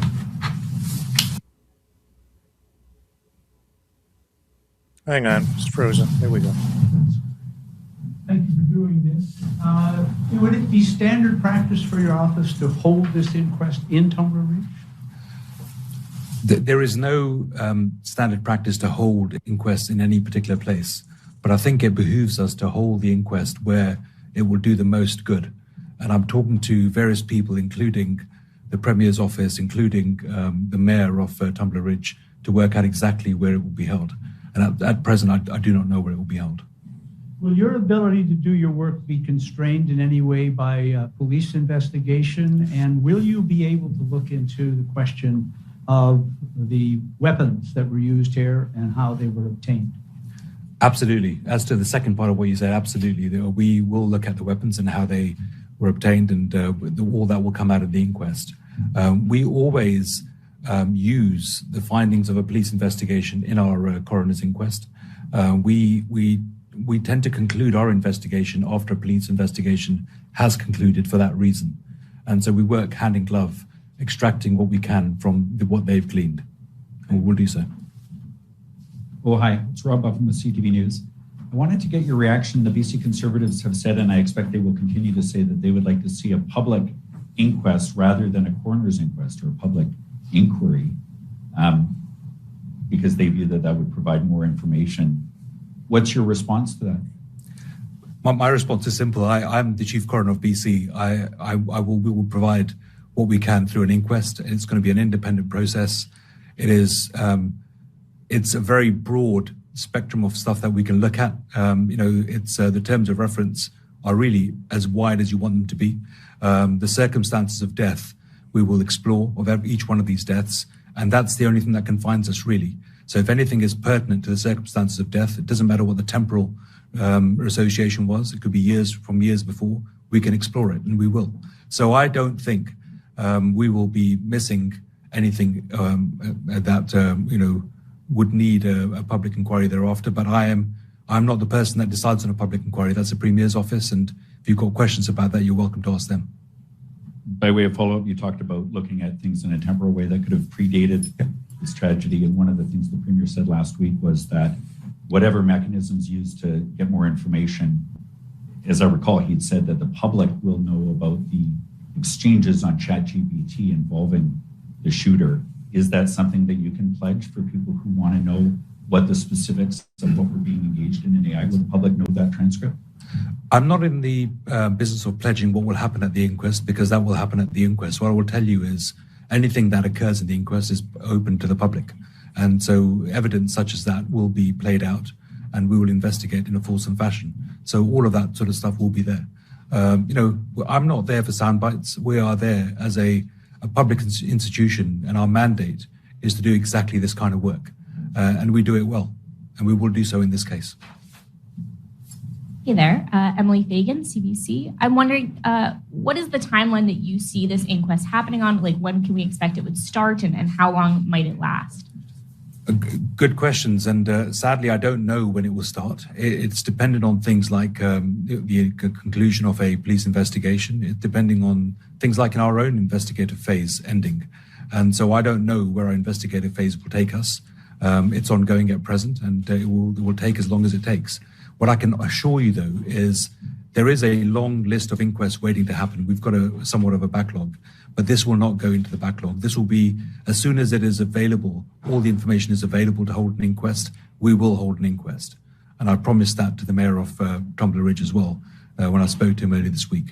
As to how long the inquest lasts, that really depends on the complexity of the issues that are being dealt with. And I cannot think of a more complex set of issues than these. So I expect it will last longer than our usual 1 to 2 weeks, but I don't know how long it will last in total. And I'm wondering as well, we've talked about the mental health aspect, the guns, AI. Are there any other big questions for you or that you've been hearing that you hope will be answered in this inquest? And, what overall, what impact do you hope this inquest has, for the people affected? Again, I'm not going to fudge my answer. I'm going to be honest with you and tell you that I'm not going to tell you what the inquest is going to talk about. But everything that everyone is out there speaking about in the media at the moment, and all the things that are concerning people, will be represented in the inquest, because that's what's obvious, and it will be talked about. And it's all about following the evidence that we gather. We deal in facts, and we will have experts there to discuss the facts and explain them to jury. One of the things that an inquest does that nothing else, no other forum can do, is put people that are British Columbians, who are not experts, who are lay people, as members of a jury in charge of, coming up with a verdict and coming up with recommendations. Our job, and the job of my senior inquest counsel, Rolf Warburton, is to make sure that the information, the facts that we've gleaned during our investigative phase are actually portrayed to that jury. The jury then assimilate those facts and come up with recommendations. And as a part of that, they will listen to, experts that get brought along. There will be participants there. I expect, like any other instance, there will be participants from police services. There will be participants from unions that represent various groups, including participants of the family sometimes seek participant status too. So all of these individuals will get their say, and the jury listens to all of that.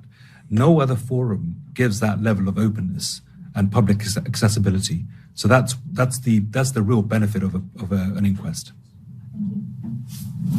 Hi, Emily Jobeski with Vista News. You were just talking about the jury a bit. Can you tell me a little bit more about how that jury is selected?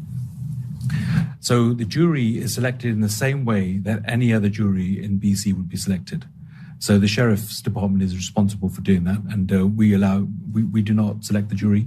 It's exactly the same as any other court proceeding, any other justice system proceeding where a jury is needed. And I was also wondering, we've talked a bit about mental health. What kind of, processes are in place to ensure that survivors and victims aren't being, re-traumatized throughout this process of the coroner's inquest? It's a really wonderful question.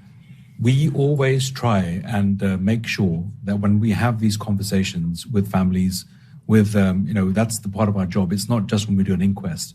Every day when someone dies, we want to make sure that the families aren't traumatized. We want to make sure that we're not causing more harm. So coroners are actually well versed at doing this work, and will do it in the same sort of elegant fashion that they employ every other day. What we will get in this instance, though, I think, and I don't know what the mechanism will look like, but there will be support available for those that are participating and for families that will ensure that actually happens.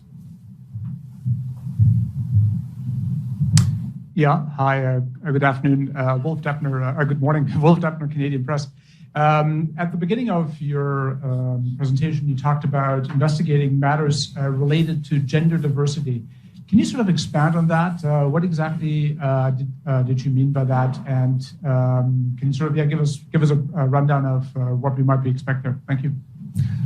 So I'm afraid I can't do that because that's dependent upon the facts that we gleaned during our investigation. I merely said that because that is something that people are concerned about at the moment. So we will employ all the skills that we have to investigate the circumstances of what happened. And if gender diversity was an issue and comes up as an issue in those circumstances, then it will be examined in a fulsome fashion. Thank you for that answer. And just as a follow-up, obviously we've had a lot of discussion around OpenAI and what knowledge that company had, what it could have done to prevent this or might have done to prevent this. What, if any, powers does your inquest have when it comes to, for example, securing documents, proprietary documents, documents that companies in the past have said, or private documents that have commercial value and so on? Can you talk about that aspect as well? Thank you. Yeah, again, a good question, very astute question. I don't consider it to be about powers. I consider it to be about sort of asking for information and having the conversation about why you need it. And what I do know is that when we ask for information from companies, especially large companies that sort of, it behooves them to be cooperating, they will cooperate. If you're talking about sort of, powers to seize, we have orders to seize that we can use within British Columbia, but we can't use them in other parts of Canada, and we can't use them in other countries. So it's not to me, it's not simply about power. It's more about sort of, allowing people to share information and encouraging people to share information. When you start talking about power, there's limitations everywhere. Even the federal government would have limitations around what it could gather and what it could get from a company that's registered in a different country. Are there any more questions in the room? Okay, thank you. Let's move to the phones. Please remember you are limited to one question and one follow-up. And please take yourself off speaker when you are asking. We'll continue with it because it's had so much of an we're going with impact. Jesse Winter from the Globe and Tumbler Mail. region across the country. Yes, hi, thanks very much. Just one clarification. You discussed, in response to a question about timing, I think you said that the inquest would have to take place or would have to begin at the conclusion or after the conclusion of the police investigation. Is that correct? Really, I guess, to clarify that, the investigation that we hold in the coroner service concludes in the inquest. We usually wait until we've got as much information as we can from any other ancillary investigations that are occurring, especially the police investigation. In this instance, it may not be that important to wait for that, but it depends. I don't know where the police investigation is going at present, and it rather depends on where they take their investigation.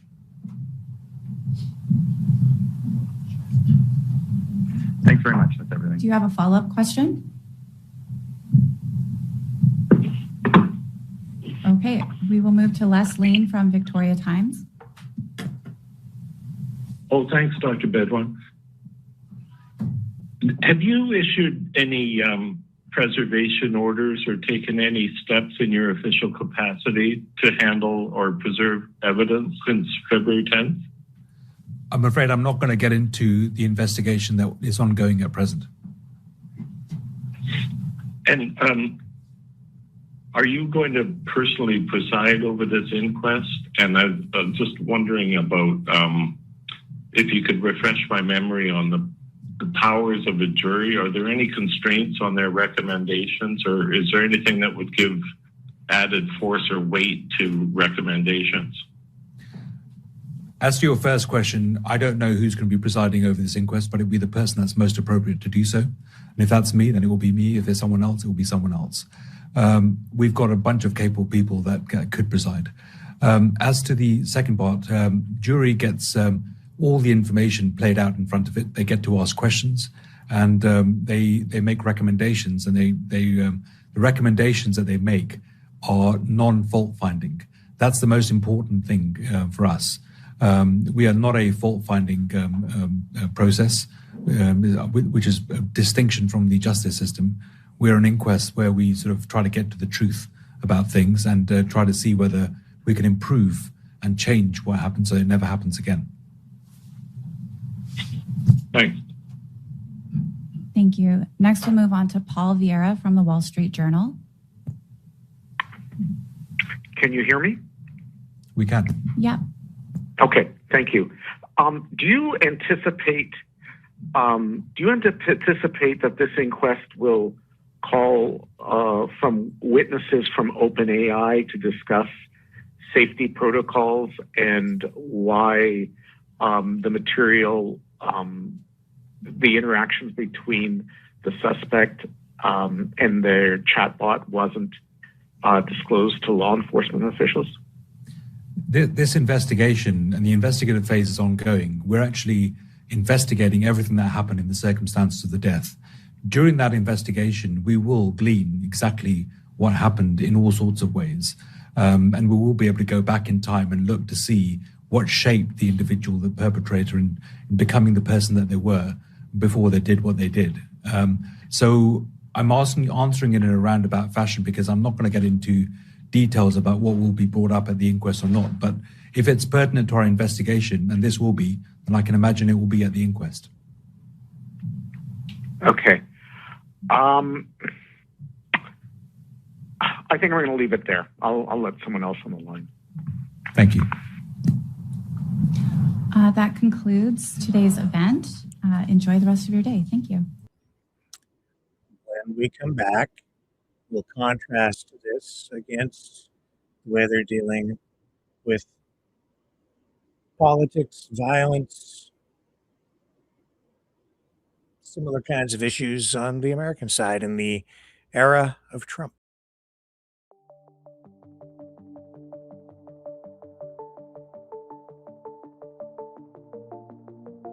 Greetings, brave Mavericks. Our quest for truth continues. We go beyond fake news. Together we expose propaganda. Together we pull others out of rabbit holes. We are maverick thinkers. We are all unique individuals. Defenders of individual rights and freedoms. Credible. Trusted. Grounded in reality. Maverick News. Maverick News. Defending free speech. Free speech. Donate at freedomreporters.com. Do it now. Tomorrow may be too late. Maverick News. The world is watching.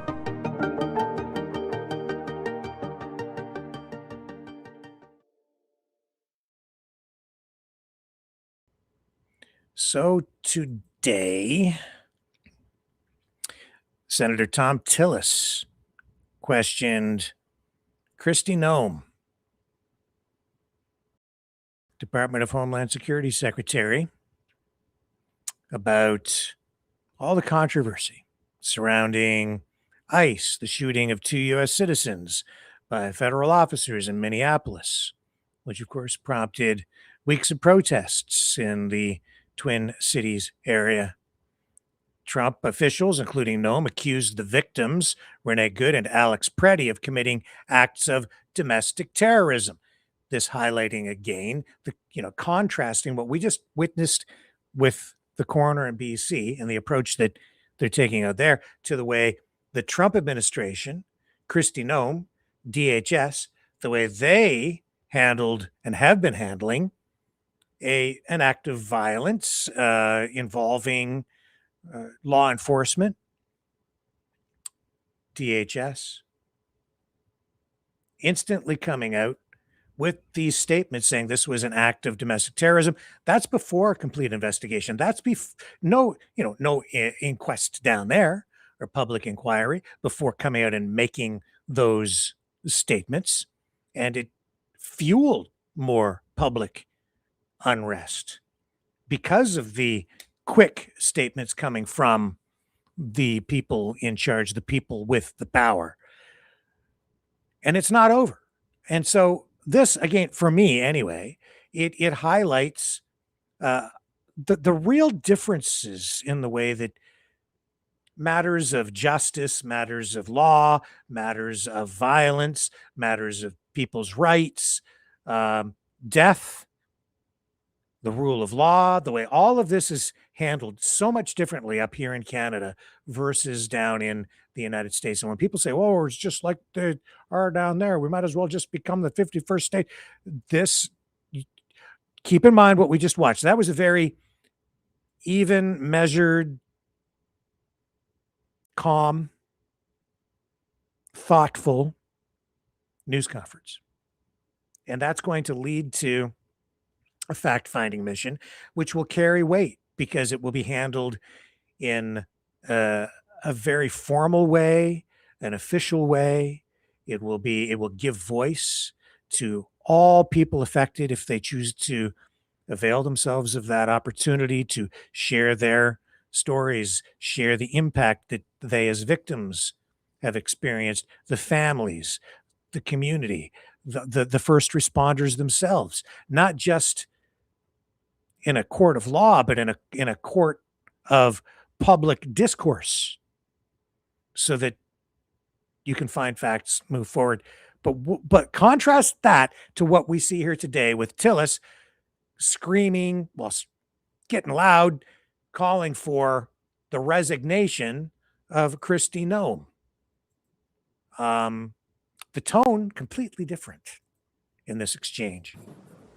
Thank you, Mr. Chairman. Secretary Noem, thank you for being here. I'm really glad that a lot of my Republican colleagues talked about the disaster that Biden and Mayorkas, your predecessor, created. It was absurd. You heard the things from Senator Brett, people that came over here who themselves were traumatized by the very people who then come to this country and traumatize American citizens. You heard Senator Schmidt saying the same thing. A lot of us are very frustrated with the disaster that President Biden left behind and a failed DHS.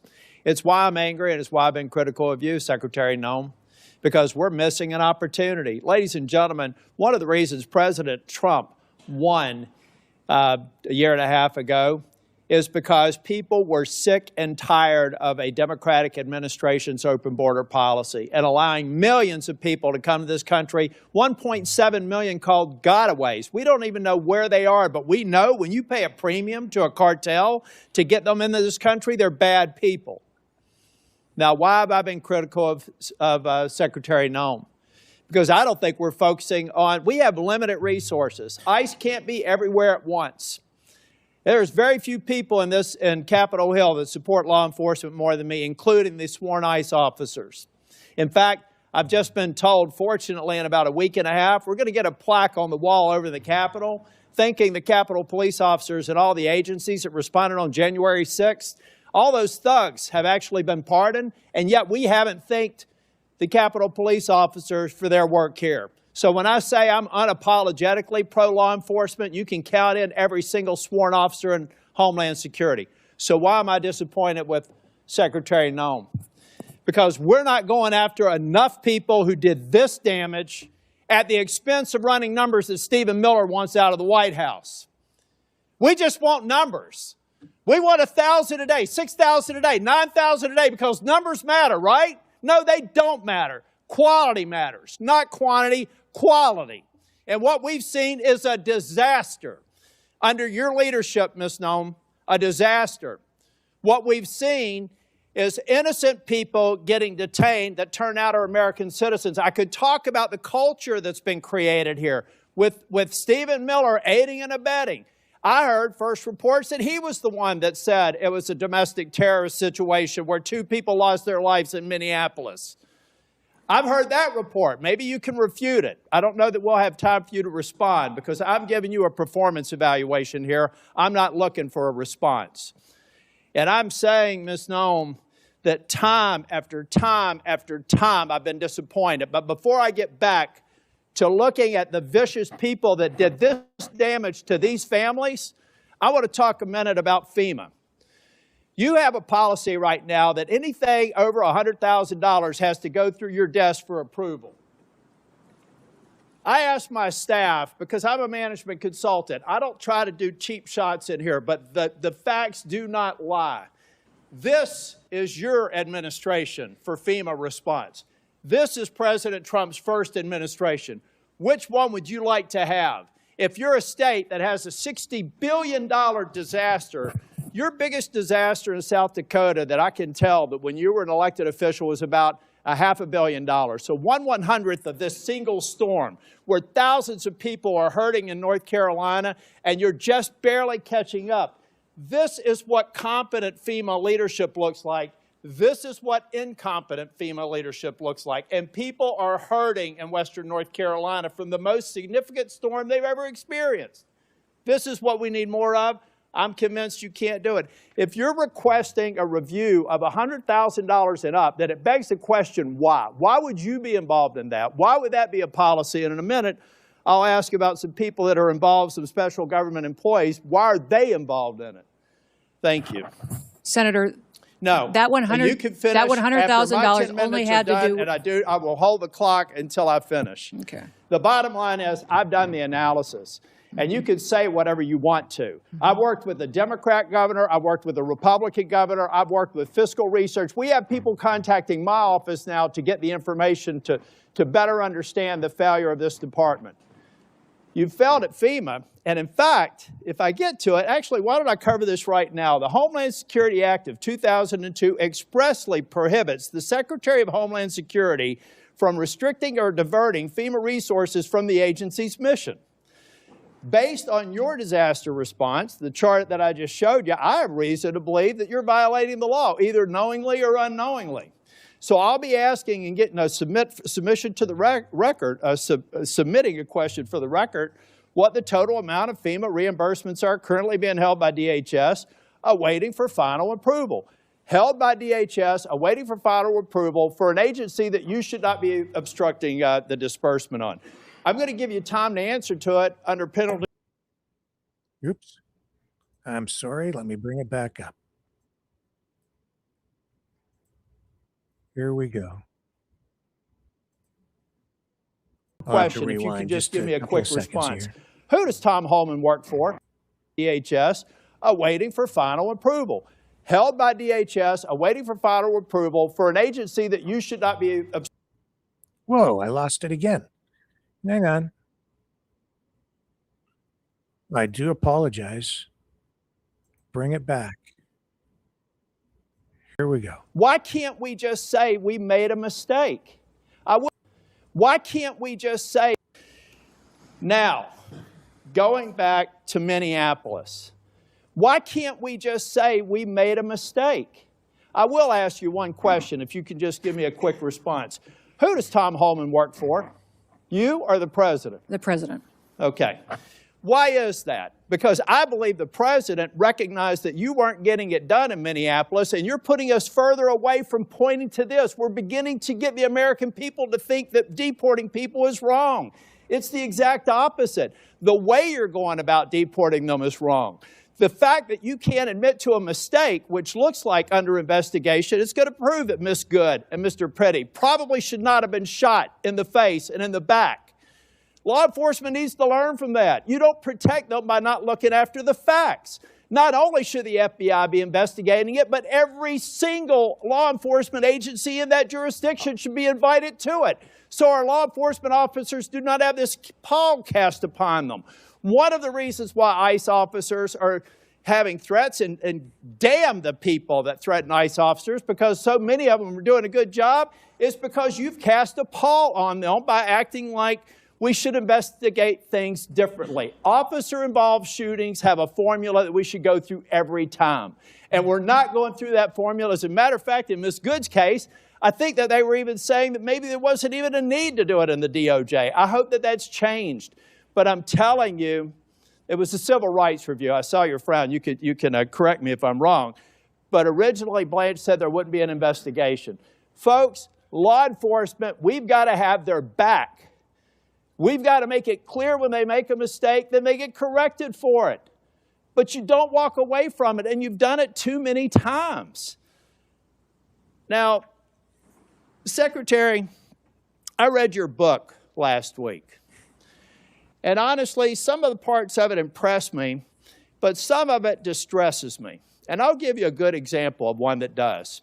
The passage where you talk about killing a dog that was 14 months old. I train dogs, all right? And you are a farmer. You should know better. You should know that if you're going out to a hunting lodge and you're putting pheasants out and you're putting dogs out, you don't take a puppy out there. A 14-month-old dog is basically a teenager in dog years.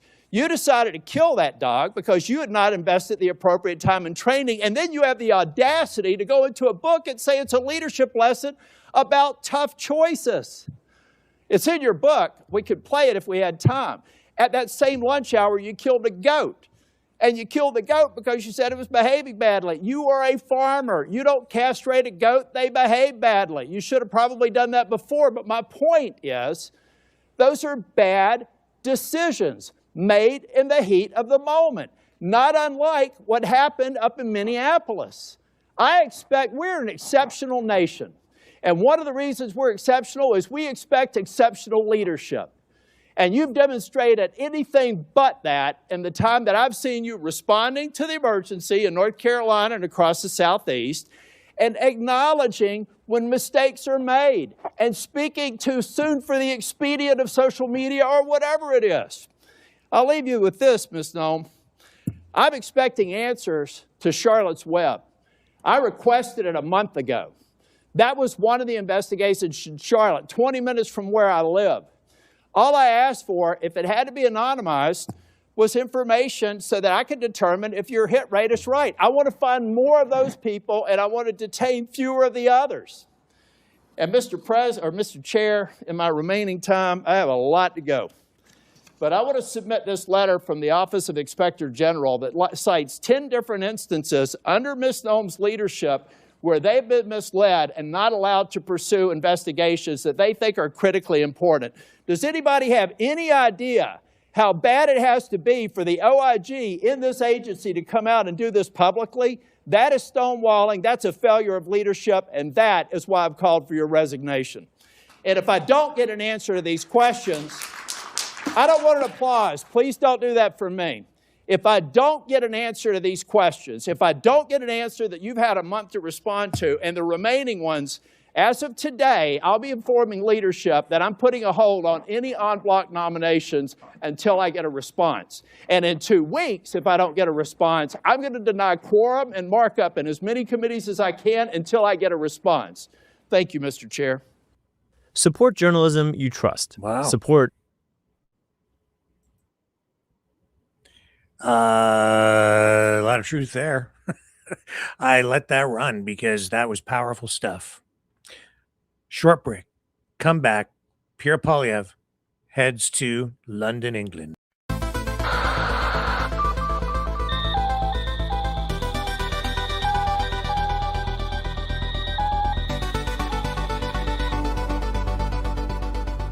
Maverick News isn't just a news outlet, it's a community of truth seekers.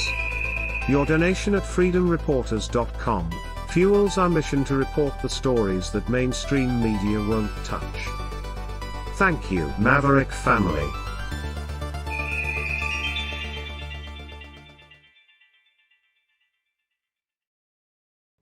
So the leader of the Conservative Party of Canada on the international stage today went to London, where he gave a speech at what is known as the Margaret Thatcher Lecture, hosted by a described as a center-right think tank.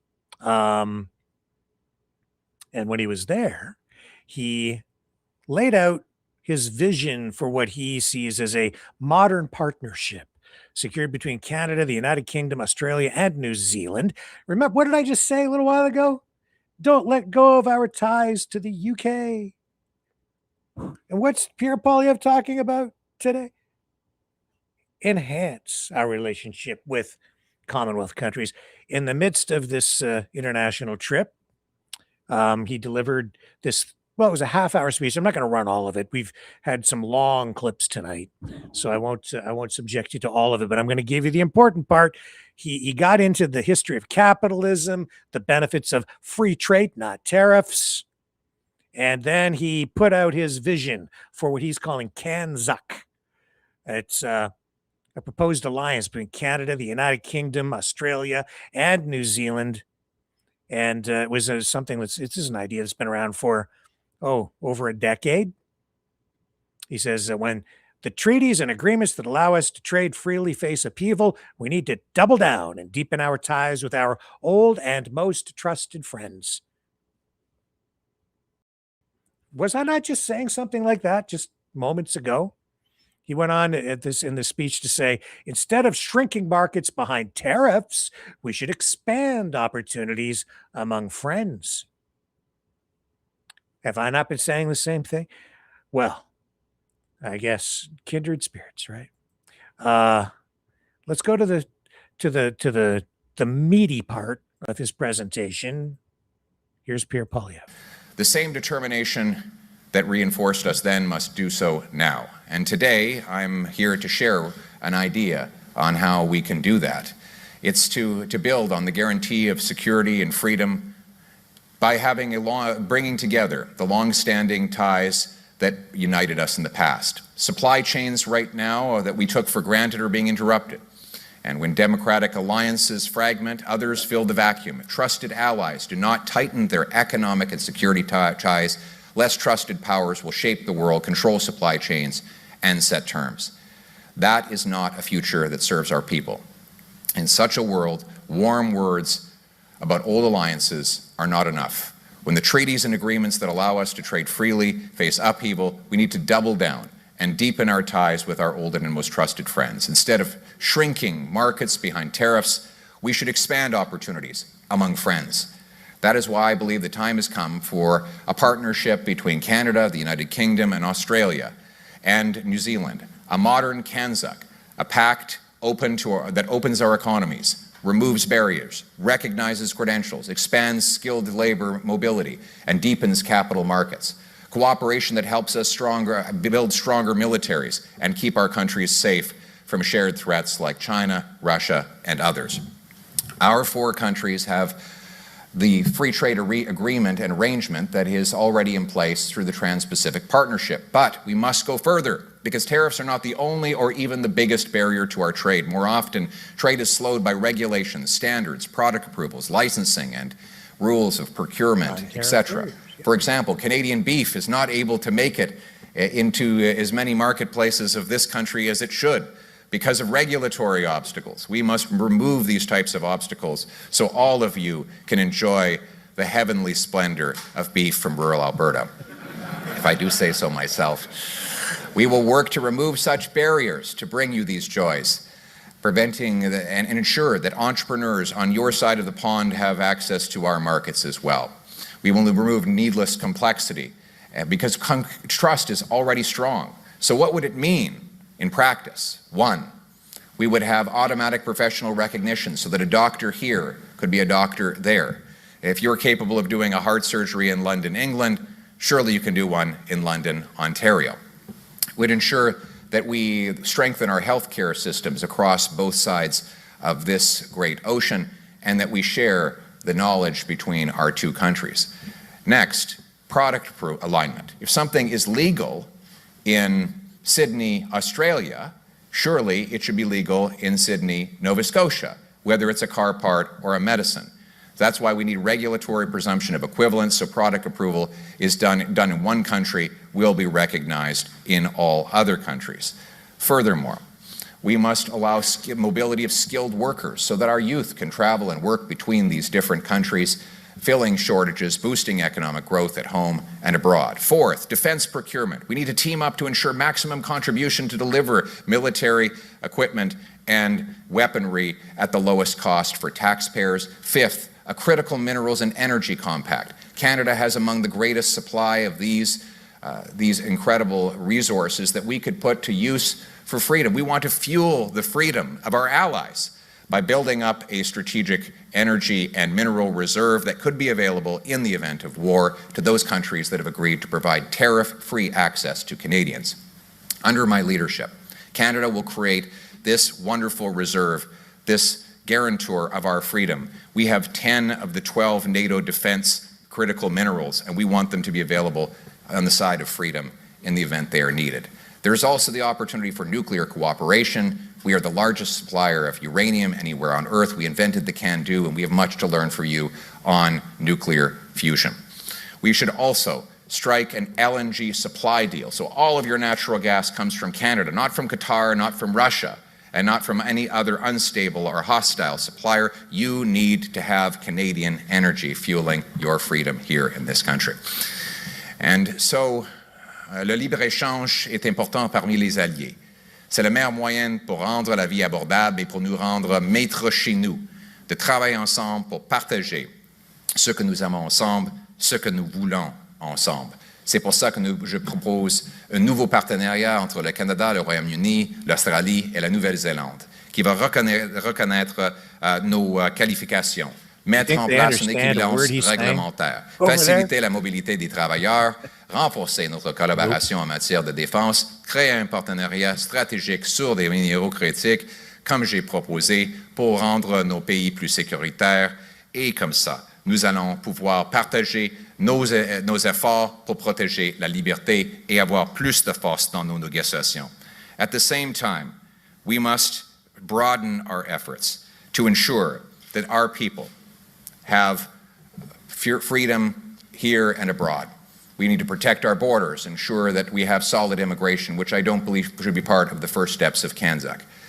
And we need to ensure that we build upon the strengths of our countries, including in Canada, bilingualism, by protecting the French language in the context of this wonderful agreement. We, our country, share legal roots, parliamentary government, and a sovereign who stands above politics, a living symbol of our constitutional continuity. CANZAC will be stronger than the sum of its parts. Together, Canada, Australia, New Zealand, and the United Kingdom will each be stronger at home with unbreakable leverage abroad.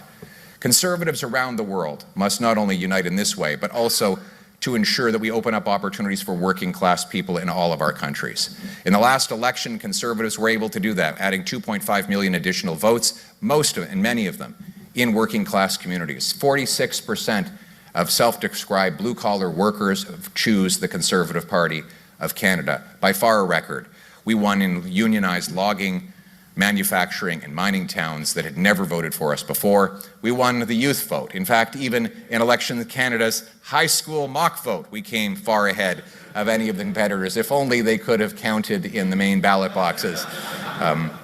We need to build on that by offering a message of homes, jobs, and hope to our youth. We must be the party of balanced budgets and sound money to preserve and even strengthen the buying power of our people. We must lower taxes on work, investment, home building, and energy. We must unblock the production of all forms of energy, including oil and gas. We must remove all governmental barriers to home building so every youngster can own a home and pay off a mortgage. We must ensure jobs go to our people, not to low-wage temporary foreign workers. Canada and the United Kingdom share language, culture, parliamentary government, and most important of all, folklore, including the possibly fictional legend of Robin Hood. And by the way, I don't mean the medieval Marxists of 20th century retellings. Robin fought, as do we, for ancient liberties of the common people, to hunt, harvest, and keep what was theirs. His legend actually emerged in the times of the peasant revolts, seeking economic freedom by fighting against laws that banned workers from traveling for work or accepting higher wages. A legendary tax fighter, his nemesis, the Sheriff of Nottingham, was a tax collector. As Winston Churchill wrote, Robin Hood is the spirit of the greenwood, the protest of the common man against the forest laws, the dream of the dispossessed. He is the hero of the yeomanry, as King Arthur is the hero of the knighthood. Whether he lived or not, he represents the reality in the hearts of the people, and the fame and his fame has outlived that of many a statesman. He personifies the English love of freedom and the popular instinct for justice, especially when it is denied by those in power. Though born an aristocrat, the great Winston Churchill knew the value of hard work and the great men and women who did it. He proudly joined the Bricklayers Union. He did this because while he had written 58 volumes of Nobel Prize-winning literature, he still respected the genius and the greatness of those who worked with their hands. One of my favorite Churchill stories is from the Blitz. After the worst bombing raids, he would go out and chat and hear the stories of people in the rubble of their former homes. He'd listen and comfort them.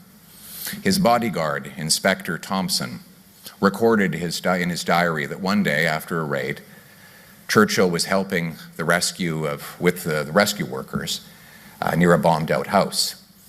He went down on his knees to clutch an elderly woman who, while still conscious, was being dug out. For a moment, they looked each other in the eyes. Winston's coat was splattered with mud, the woman covered from head to toe in dust. Then, with a tremor in her voice, she said thank you and was taken away. Tears streamed down Churchill's face as he watched her.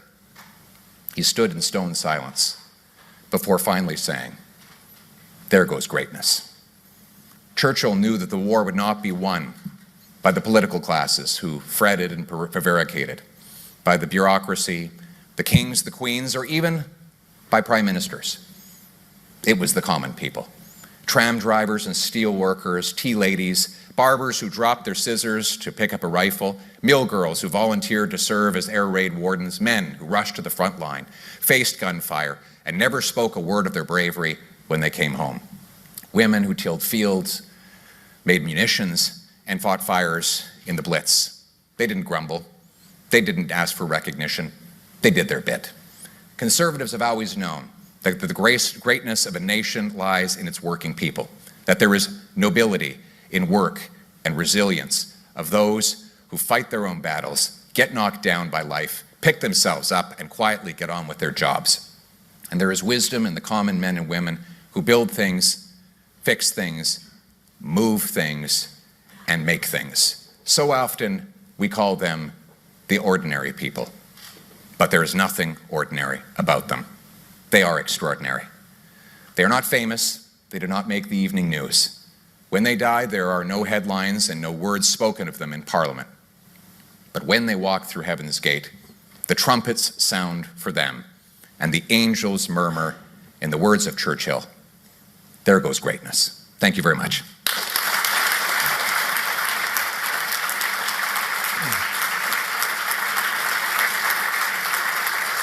Well, you know what I think? I'll tell you. I think Pierre Poilievre is on an international tour to present himself as a prime minister in waiting, to project an image of a leader who has voice on the international stage. That tells me he's thinking about election time, and somebody just messaged me and said exactly the same thing. I smell election. He's trying to change his image from just a politician to something of a statesman, I think.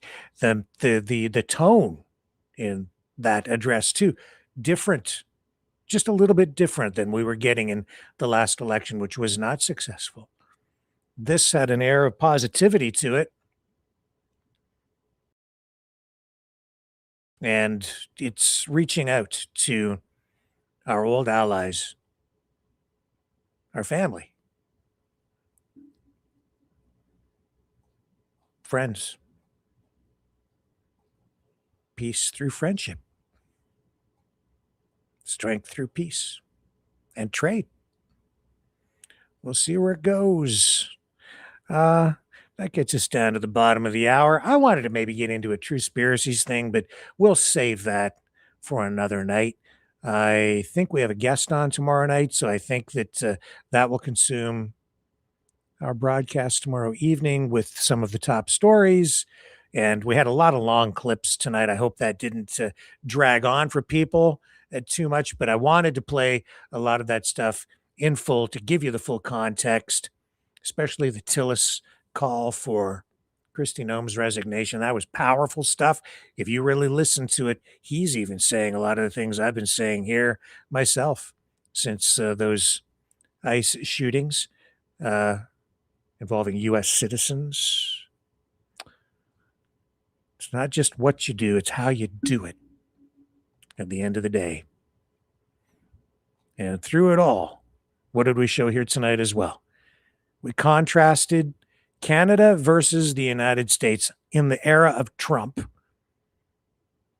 And Tillis also highlighting what the United States used to be like or should be like and has the systems in place to be like versus what we're getting under the current Trump administration, which seems to be doing everything it can to avoid accountability.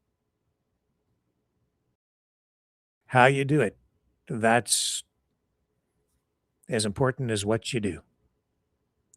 I'll be back tomorrow night. I so miss the before times, and so no particular reason other than that for running tonight's closing song from Maverick and the News Brothers, Little Black Vet, a little Americana through a little American muscle. See you back here tomorrow, 7 p.m. Eastern, on the flip side.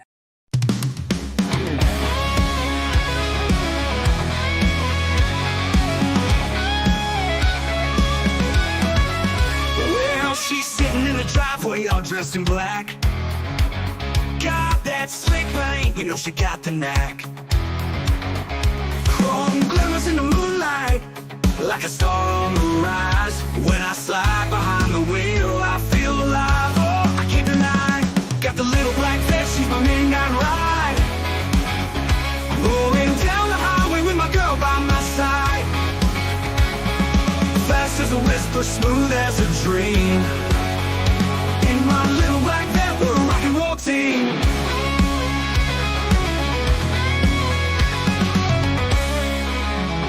Leather seats and a rumble that shakes the ground. With the top down low, we're lost in the sound. That engine growls like a lion's roar. Every mile we take, I just want more. Black vet, she's my midnight ride.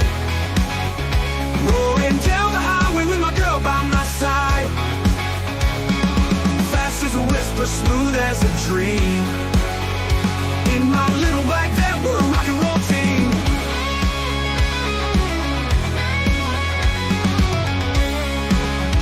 Oh, the world slows down when we hit that street. The wind in our hair can't be beat. With the guitar rain under the stars so bright. In my little black vet, everything feels right.